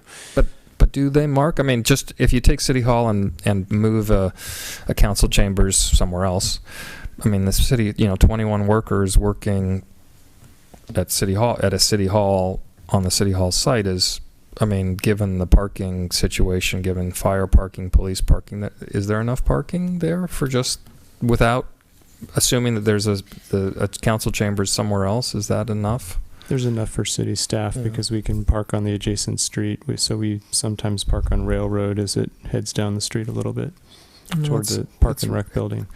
It's really an interesting problem because, people mention sort of a public-private partnership around the City Hall site, but do we need more retail? Probably not. I don't know what helps revitalize. I mean, I loved hearing from our younger generation about putting some energy into downtown. What could we do there that would help add energy? I don't know what that is. I really don't. We had the Cosmont team, we asked that same question to Cosmont about 4 to 6 months ago. And the answer they had for us, because the concept was, is there a mixed-use option that might help and serve as a bookend on the north end of downtown and help to activate downtown? And their reaction was that City Hall as a building is not optimally located on frontage. They considered that higher prime real estate value, and they would move. Their recommendation was consider moving, if you're going to use that site, consider moving City Hall to the back of the parcel on Railroad. And I don't think they truly understood the limitations of Lyman Park, so they would have potentially crept over that line. But if you isolate them, they would have said the back of the parcel would be a better location for City Hall, and reserve the space up front for some public market type of concept that was engaging and activating, that would be a draw from the downtown and adjacent to the park site. So they called it they described it as a public market concept that could be something very elegant and simple to something very sophisticated and expensive. And it would be the city's decision on how to construct such a concept. But that's included in some of the work that we've seen from them in the recent past. I think the issue about the City Hall on the City Hall site is it's dead space. I mean, there are people working in it, but it is closed at night. It is closed on the weekends. It doesn't do anything to really contribute much to the activity in Lyman Park or to the downtown. And I think one of the objectives that comes out of this has to be something that happens there that is positive for downtown, whether it's some kind of event thing or some food thing, whatever. I'm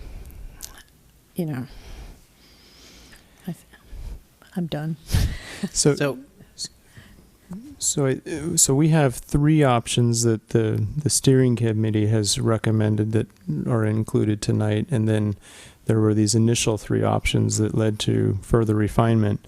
And so what Noel and Tam is looking for, what they will do next is they will provide a cost estimate for each of three scenarios, and also a massing 3D scale of what that would look like on any of the given parcels.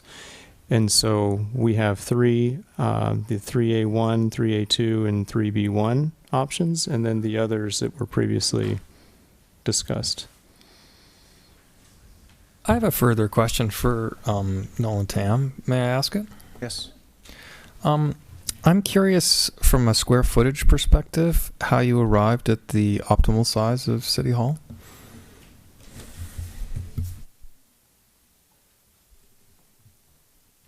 Without the meeting, not the meeting room and the council chambers, just the office space itself. Just the office space.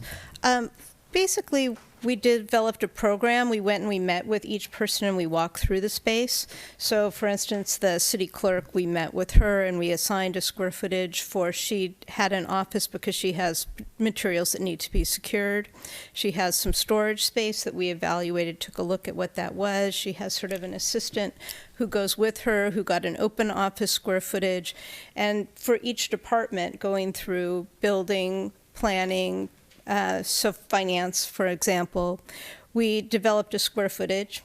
We assigned some general square footage for a lounge, kind of a lunchroom. Some of the things that are different than what are in the existing City Hall that make it not just a replication of what they have now. They wanted to have 3 largish meeting spaces. So, for example, a developer was coming in to meet with the building department the same day that Mark is having a meeting, that there could be some overlapping meeting spaces. Much bigger restrooms. That's generally across the board. When we build bigger buildings, we have a significantly larger space that gets dedicated to restrooms. We did look at reducing a lot of the storage space. It looked to us like they were keeping a lot of materials that could eventually be digitized, for example, and be sort of reduced. And there were some areas that we were looking to reduce where there just were sort of inefficiencies in the layout of the space. So we took basically a roll call of all the people who felt like needed to have some private offices. I would say not everybody was going to get to replicate what they had. For example, Mark would get a smaller office than he has right now, and I don't know that Jess necessarily has an office in the new plan. But we did a thoughtful, approach, not trying to, there wasn't a lot of growth, for example, in terms of new staff members, but sort of a walkthrough of everything. So I looked on the internet, and you never know what you find, right? And so I found an estimate that today for first-class office building that essentially for tech folks, that they are counting basically 150 square foot per person. That's not much. No, because we're not talking about that as being per person, because when we do an estimate of how much space a person gets in a space, we add about 30% for what we call a grossing factor. So that includes the walls for a space, it includes space for mechanical and electrical spaces that don't, hallways, for example. So that would be quite small. Yeah, it was just a rule of thumb. I mean, I was just thinking about the way tech folks work these days, and nobody gets an office anymore. And I think that is true, and we do work with, offices down in the Bay Area that are tighter. In our office, for example, we have gotten much tighter than we used to be. But there are a few differences in the City Hall, that they have some different departments and some materials that really need to be kept secure, that can't just all be in an open office. For instance, the finance department has security requirements, and there are other things. So, and we also have things like the lobby and public counters, where transactions happen that aren't really worker spaces. And there's also sort of security barriers we talked about with Mark behind the scenes, so that somebody can't just jump over the public counter like they can right now and be right in the mix with everyone, that there are more sort of antechambers. So there is some extra space that's required for things like that. No, I get it. I was just curious. Thanks. So I had a question. So going back to 1A, the status quo version, if the City Hall chambers were not on the current City Hall site, but were over on the Adams Street site, but the City Hall stayed where it is, I mean, could a version of 1A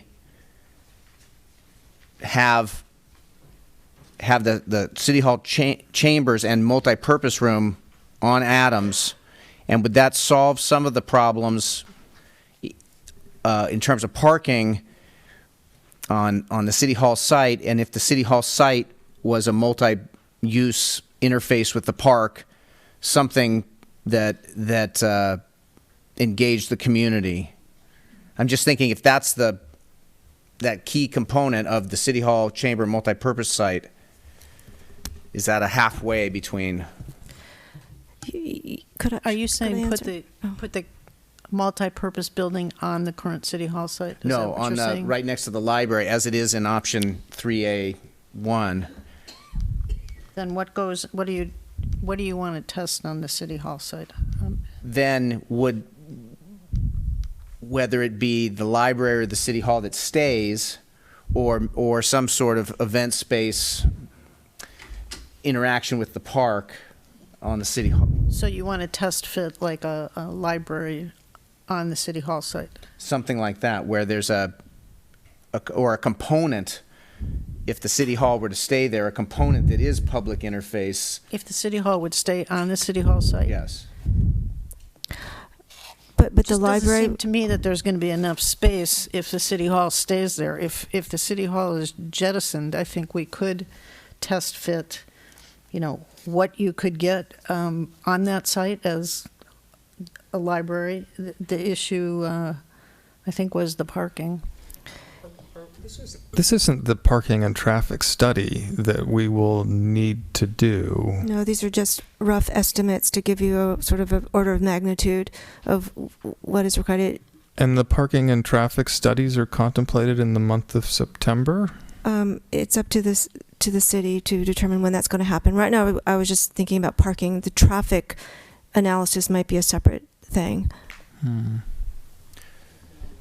Those are not contemplated for September.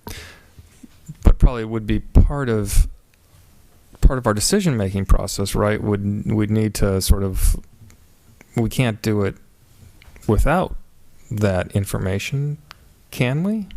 Don't we need to? Can't do what? Well, no, before we make it, I mean, sorry, I'm just sort of confused. To make a final consideration, we would need a parking and traffic study in order to approve whatever we end up approving, I would presume, right? We're not going to divorce it from understanding parking and traffic impacts. Well, our hope is that some of these numbers are all relative to each other. They're using the same guidelines, whatever guidelines we use. And so there are many factors in addition to the parking, but these give you sort of an order of magnitude of how many parking spaces per the current thinking of the city would comply. Right, but if it was a developer, we'd need to do it, right? I mean, if they were going to put an office building and a multi-purpose room and this, that, and the other thing, we'd, as part of the approval process, we'd do a parking and traffic study. But we wouldn't. Okay. And we're still at the very conceptual planning. I mean, I think it's okay to narrow this down a little bit more so that you can do the parking plans also more focused. That is not unusual also. So do we have some consensus on which ones we want to move forward on? I mean, I think that that's what We're we can still get talking. to. Okay. I think we have 3A1, but the new building would be the library, and the remodeled building would be the city hall, and the surface parking would go away. And Let's call that the Mary option. let's not. I'll be shot. I mean, I really think on this parking, we have to be realistic. And, you know, we have a lot of parking on the street. We don't have any parking for visitors to the city hall now, and it seems to function. It's in an urban environment, and I think maybe to answer the question and feel like we've totally evaluated everything, we do, as you suggest, and test fit a library on the city hall site.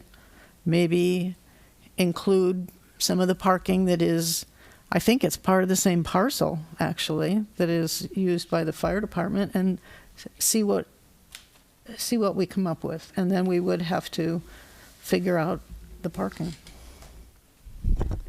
Excuse me, we did test fit that's what this scheme is, 1A. That is a library on the city hall site. Right. Just to remind you, it's Which one? 1A. Oh, I'm sorry, 1B. 1B has a new library on the city hall site, and it's using the parameters of the parcel that's available to us. It is not encroaching into Lyman Park.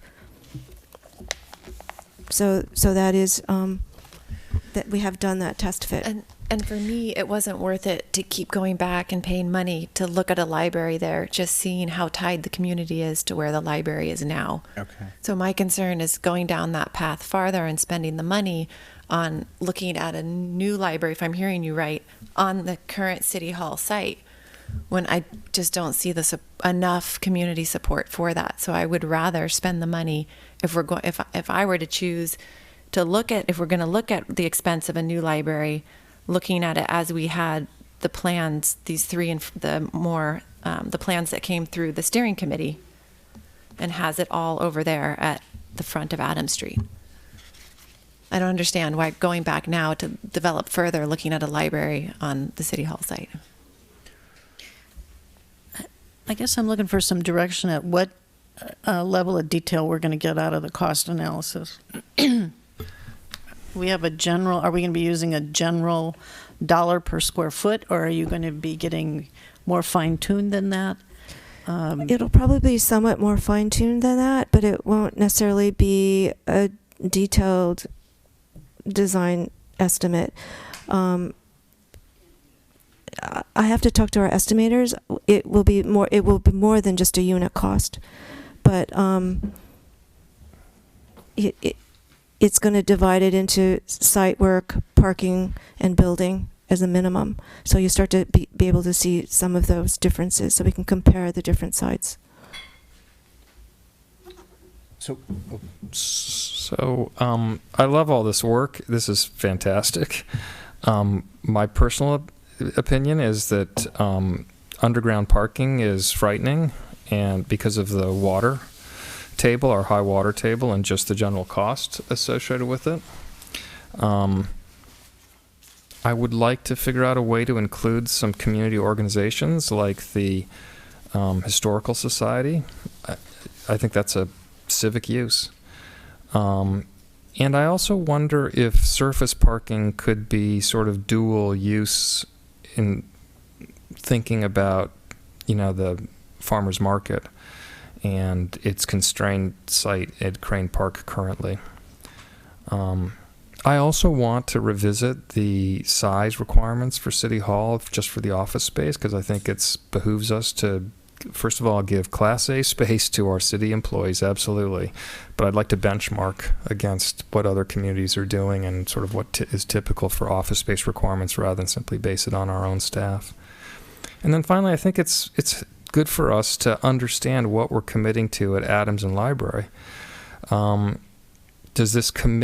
we end up at a place where we have to extend Star or have to extend Adams just because the traffic nightmare that we've created at Railroad and Adams and Main is too much? I'm okay with it. I think we need to move forward on whatever our next studies are, but I think we have to have, the community has to have its eyes open about what this might mean further down the line. I mean, do people want to do Star because we have to? You know, do we need to do Adams Street? I mean, I don't know. But these are discussions that will, I think, be useful as we sort of drive it further down. You know, as you intensify development, usually it means you need to add roads. I think with respect to Adams Street, we need to, first of all, look at our general plan, which extends Adams Street. No matter what we do here, I'm personally in favor of getting Adams Street over to the Silverado Trail just for ingress and egress in and out of this town in an emergency, and another way for people on the east side to leave town other than the Pope Street Bridge. I mean, I think it's in the plan as something that should be done, either there or I think down at Mills, and just based on current conditions. So I don't look at what we're doing as creating the need to extend Adams. I think we have to be looking at that regardless of the decision we make here. You might be right, but it would, to me, it would, as part of our studying moving forward, I'd like to look at that, what that means from a parking and traffic and massing perspective. And I'm happy to move forward with our analysis, but I also think we need to, know what that implies. And so then you get community buy-in, And I'm still so concerned about this, non-driving access, this bicycle access, and the disaster that it currently crossing 29 and Adams and Railroad. Maybe we can solve a bunch of problems at the same time. I'd love to. Well, I think we should also be working with the Vine Trail because they're coming through, and it'll be really important to see where they end up and how that all connects. So with that, I'm going to go back to discussing 1A for a moment, because there is a reason I brought it up. And when Ann and Bonnie spoke about the 2009 plan and having everything crowded on that parcel, my thought was that if we keep something at the City Hall site, whether it's City Hall or the library, that opens up some extra space over on Adams where the City Hall chambers multi-purpose room could go. An amphitheater has been brought up, possibility for farmers market, possibility for historical society.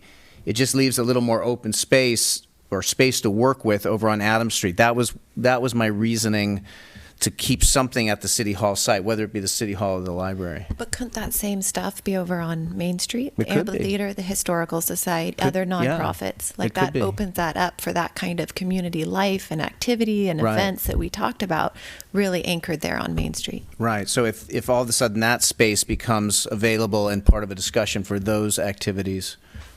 You're losing me which space you're talking about. City Hall space. Current City Hall space. So is it worth, I think moving forward with the preferred, in my opinion, plans is good. And then is there any support to continuing looking at option 1A or 1B?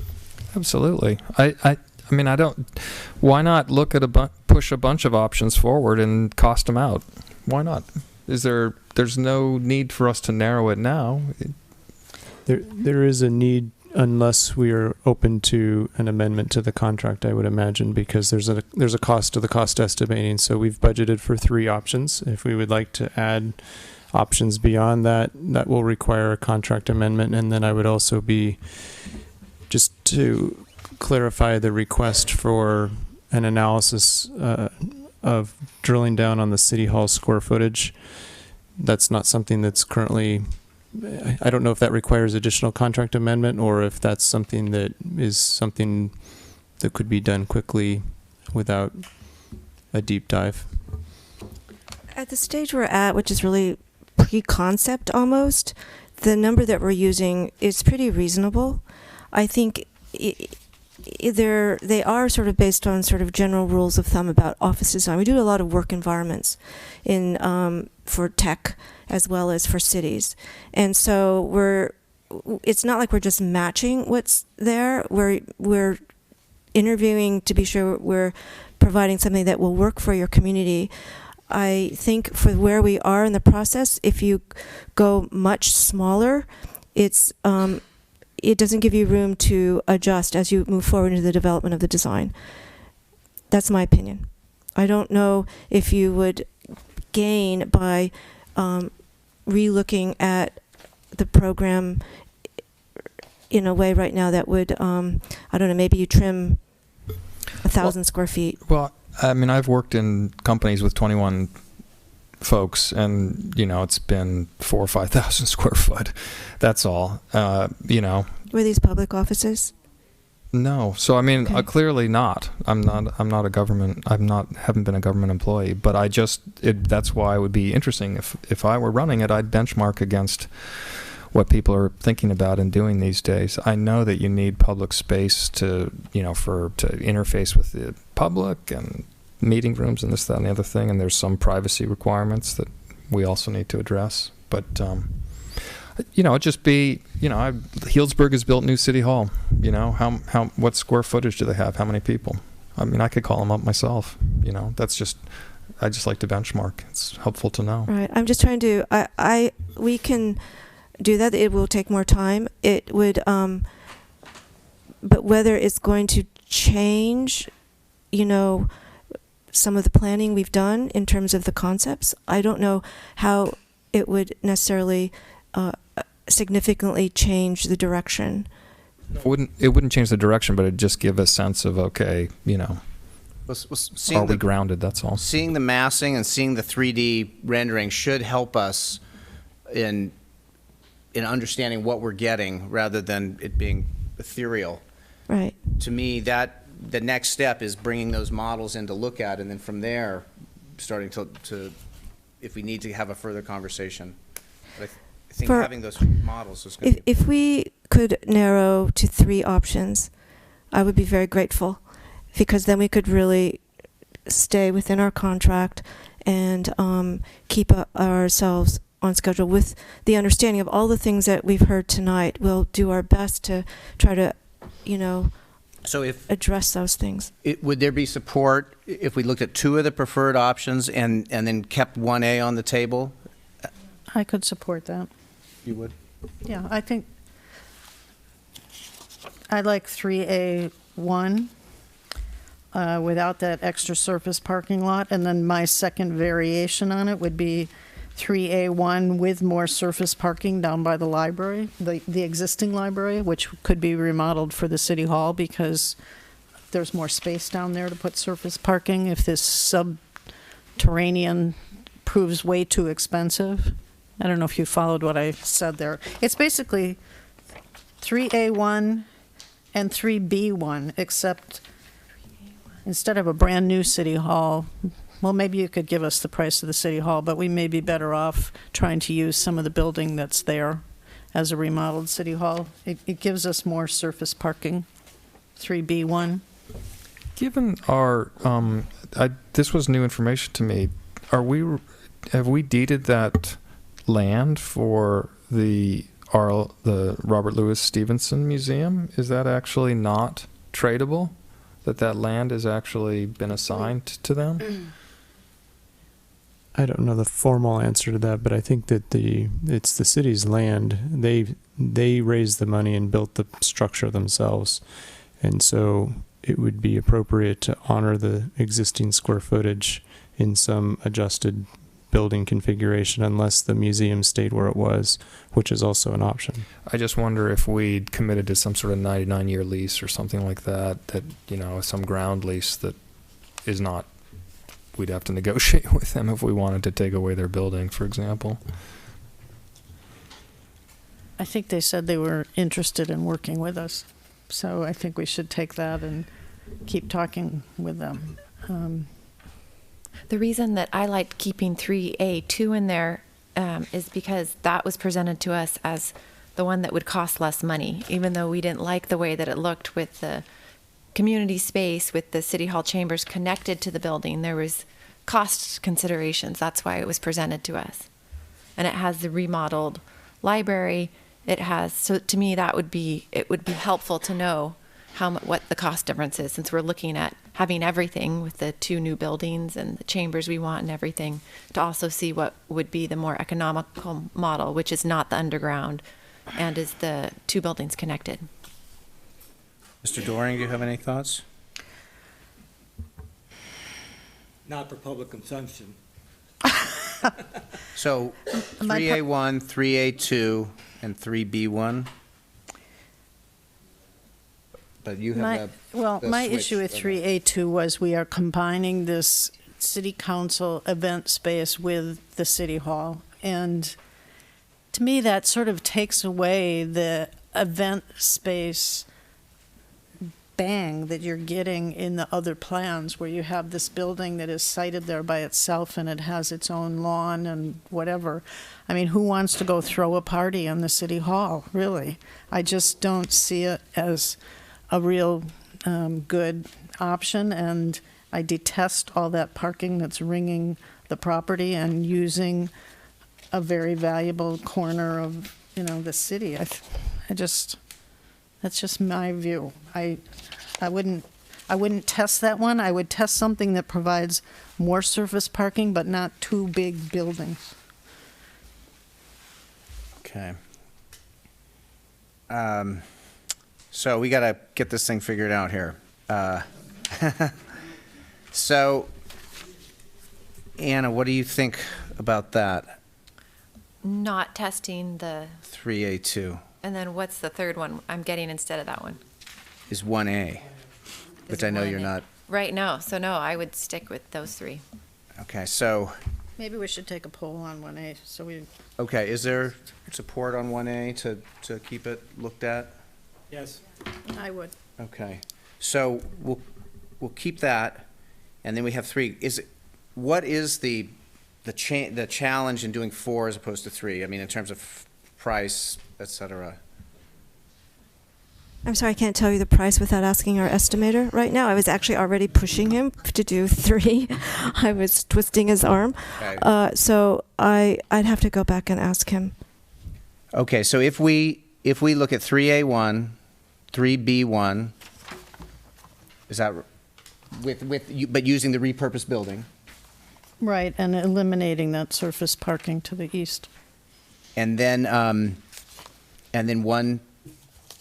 1A, so that's 3, and perhaps from the versions we get of 3A1, we can make some That's fine. surmises That's on that much 3A2. support for the other one. That's Ms. fine. Chateau, what did you want? I liked the idea of knowing what the more economical option was, which is what it was presented to us there, having the 2 buildings together, the chambers and the community space, and also the city hall offices, because it meant you don't have to duplicate bathrooms. It just was going to be more economical. So I think this is going to cost us more than we think it's going to cost. So I was curious to see what that difference was. And that was one of the recommended ones that came out of the... People didn't like the way it was. Everybody liked having the council chambers and the multi-purpose rooms separate. Yeah. But just because of the cost savings, I thought it would be interesting to see what the difference was. Well, maybe we can simply guesstimate based on what we've learned. That's fine. Don't you think? I mean, we can make a guess if we were to revert to 3A2, which is a combined building. I mean, 3A2 has it's a different site plan. It has more surface parking. So it sort of, at what point, we just have to be clear what it is we're costing. I mean, 3A2 is different from 3A1. It's got a different parking plan. It's got a different building configuration. So it just takes us time to describe exactly what it is the estimator has to do. So, you know what? I'm sort of a quick and dirty guy. Like, if you have 86 parking for X amount, then if you have 75 parking, you divide by 86 and multiply times 75. I mean, is that not a great methodology? That's I think if you're doing a rule of thumb, if it's if it's on our watch, I'd like to make it a little more specific and a little more clear about what it is we estimated and what our method was, and use the same method for all 3 or 4, so that it's consistent. That's how our estimator would like to do it. We're taking responsibility for the cost. I don't want them to be inaccurate. I want to be as accurate as we can, given where we are in the project. Anna, what if what if we would take 3B1 and slide the council chambers to adjoin the library instead of testing 3A2? That sounds, yeah, I think because it doesn't have the underground parking. Right. Right. I just Yeah. all this surface parking is crazy.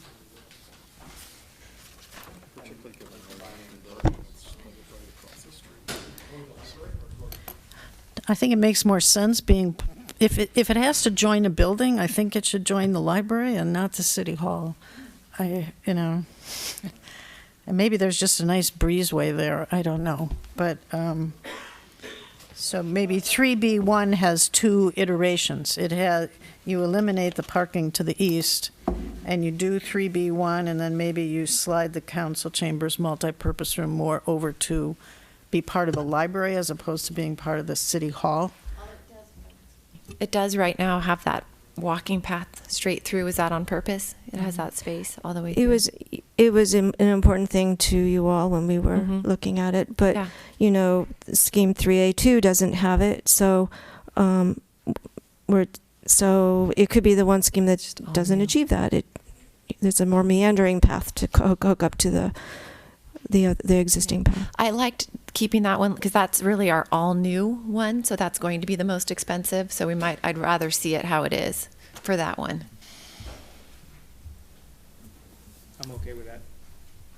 Revised. Give me one.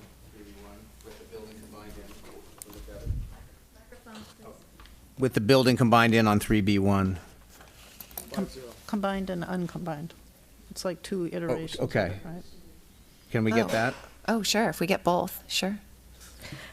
Wait, Amy. What do we ask? So let me make sure I understand. Okay, 3A1, we are going to do that one.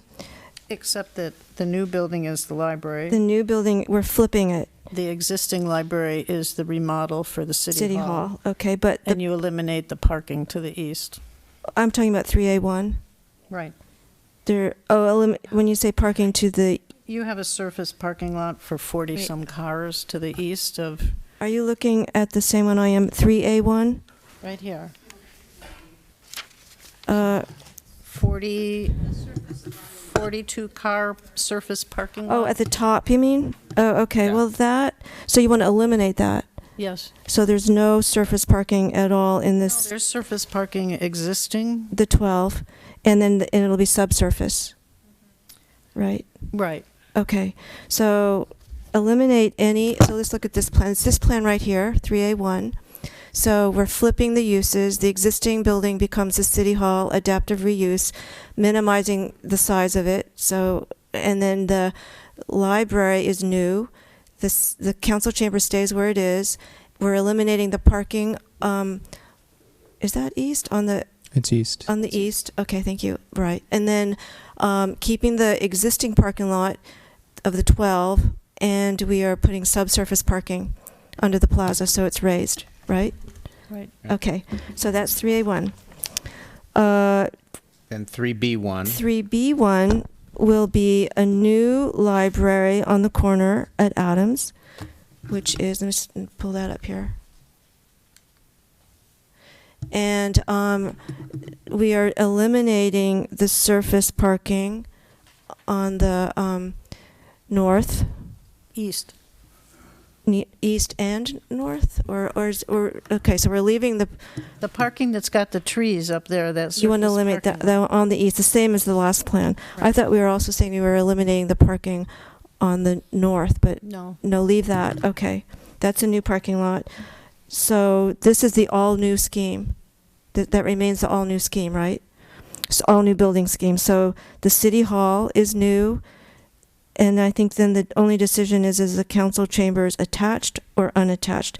If it's unattached, you maintain the walk through the vineyard. If it's attached, it's less expensive. Does that work? Right, and that might give us the view of what that cost would be, that less expensive cost. Would it though? I mean, now we're talking about all new. Ms. Tam, is there any universe where the renovation would be as expensive as simply tearing down the existing library and building a new one? Is there any? I'm sorry that.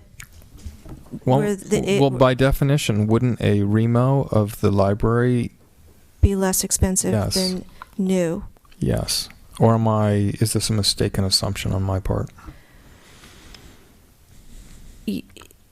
It probably would be a little bit less expensive, but not like half. It maybe it's 10%. And it also depends on how much we're adding to the existing building, how much change we're making. If you look at this scheme, this actually, you can see all those little bumps. Those are different bumps than are there now. So that's really a 15,000 square foot footprint, whereas the existing footprint is 12,000. So if you compare that to this where it's all new, I don't know how much less it would be because we're doing a fair amount of work to this. So the reconfiguration could potentially approach the new build price. It's possible. It could telling be me. approaching. It's not going to save you necessarily half as much. I don't know exactly. I mean, this is also what we're showing you here is a pretty simple rectangle. And in reality, we haven't designed that building, but if it's really a simple rectangle, that's going to be a pretty efficient new building. Okay, so we have a time issue coming up here. And so we can either extend this meeting a little bit or we can make a decision right now. I mean, I think we're pretty close. Or continue it till tomorrow. 3B1 is everything new. Can you summarize the location of the buildings, where they are as they sit? 3B1 has the library, yeah, there's 3B1. Eliminate the parking on the top. And I think Anna's interested in attaching the council chambers. Not on this one. No? Mm-mm. Okay. Because it's all new. Mm-hmm. But I think the point David was making was that sometimes all new, a remodel can be almost as expensive as the all new. So this might show us at least some of the cost savings. Not really. I mean, the other one, it was everything. It was the full package. It was the parking all along. It was just sort of like, this is the base if we have it here. I mean, I would rather go with that space separate on this one. My concern with the three that have been presented is we're losing the option of keeping the library where it is. So I think that has to be One of the options. Okay. We have to at least look at that. Yeah, I think that's a good point. And that option is 3A2. Mm-hmm. Back to this one. I still think we can, no disrespect, Ms. Tam. I think we can mix and match after we get cost estimates. I'm going to go on the record that this council, with your able assistance, even with only 3 options analyzed, we can, if we decide on a fourth or a third and a half or whatever, we can appropriately budget it. I'm not really that worried about that. I just thought, though, if we were also doing the other option, what happened to option 1? Is that on the table? I'd like it to be, As and a I think fourth? there was support for that. So that's option 1A or 1B. I mean, you can pick which one you... So we have to What drop is the one. use in one? Library? Yes. Yes, okay. I just want to make sure I understand. Okay, so...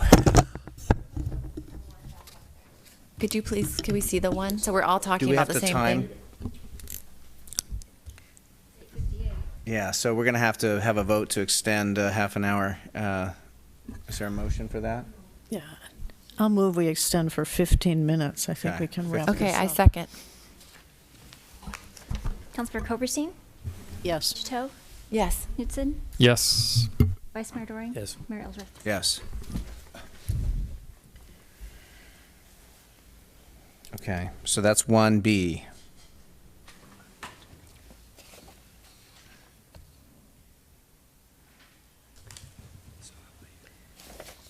So 3A1, 1B, and what's the third one? I have an idea. Are you costing out this Crane Park potential building Yes, as we well? are. Mhm. So why don't we drop the costing out of that and add an extra option for the library and the city hall for the time being? For the What time we're being. doing for all of we're trying to create a master plan group. So even though we're just looking at 3A1 and 3AB, those would also include the Crane Park. That will apply to all of them. So you're saying we don't get any savings out of dropping that temporarily? We were going to do that, I think, to give you a full picture. Okay, thank you. Mm-hmm. If there's a fourth option, we can amend the contract and simply add resources to analyze the fourth option. I think it's sort of a half option, because if you look at 1A or 1B, whatever that is, I think you're picking up the analysis of the existing remodeled library. It's the middle building. It's the middle image here on Lyman Park, adjacent to Lyman Park. That's the new analysis. So if we did it that way and appropriated a little bit more to do the 4, that way we could get a full picture. I think it's worth doing. We can bring you back a contract amendment. Okay. I would like 1B to look at more of the parcel than just where the building is sitting right now. I mean, there might be something. Which building are we referring to? I'm referring to the whole part of the City Hall parcel. A good part of the City Hall parcel is the parking for the fire station. That's all one big parcel there of land. And I think, we might be able to think of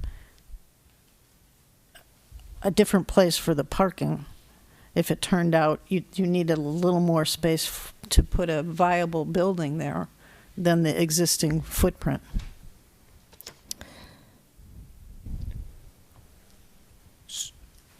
So if we have 1B, and then so now we're moving down to the preferred options, and we want to have one of them keeping the library at the same spot. So which one would that be? 3A1, 3A2?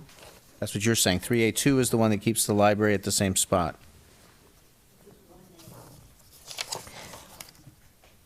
3A1 does if we don't switch it, right? Which Mary said she wanted to switch it.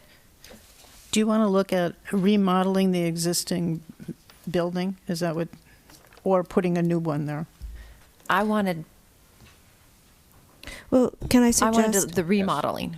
We could do 3A1, and it's as it's drawn now, which is it's the existing library, and the City Hall is new, and then the other option is The you way just it flip is. it. Yeah. You flip it. It's the same floor plan, but you flip it. And then maybe, as David is suggesting, there are these sort of components, but the site plan is the same. How about that? Sounds good. Okay. Okay. And then 3B1 that's all new. Right. Okay. Without the parking to the east. Are we there? Okay. Mr. Knudsen? I move we adjourn. Whatever the team decides, I'm on board. Mr. Doring? Okay. Ms. Chateau? Okay. 2 hours. Okay. So I think we're there. We have direction? Yes, and if there's a need for an amendment, we'll process that.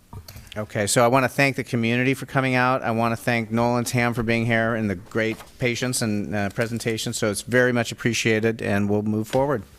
And so with that, I will adjourn the meeting. We'll see you tomorrow night. Why don't we just sleep here? Maybe we should have bunks in the new council chambers.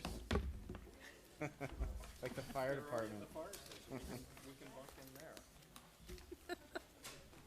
It's just as easy to go home.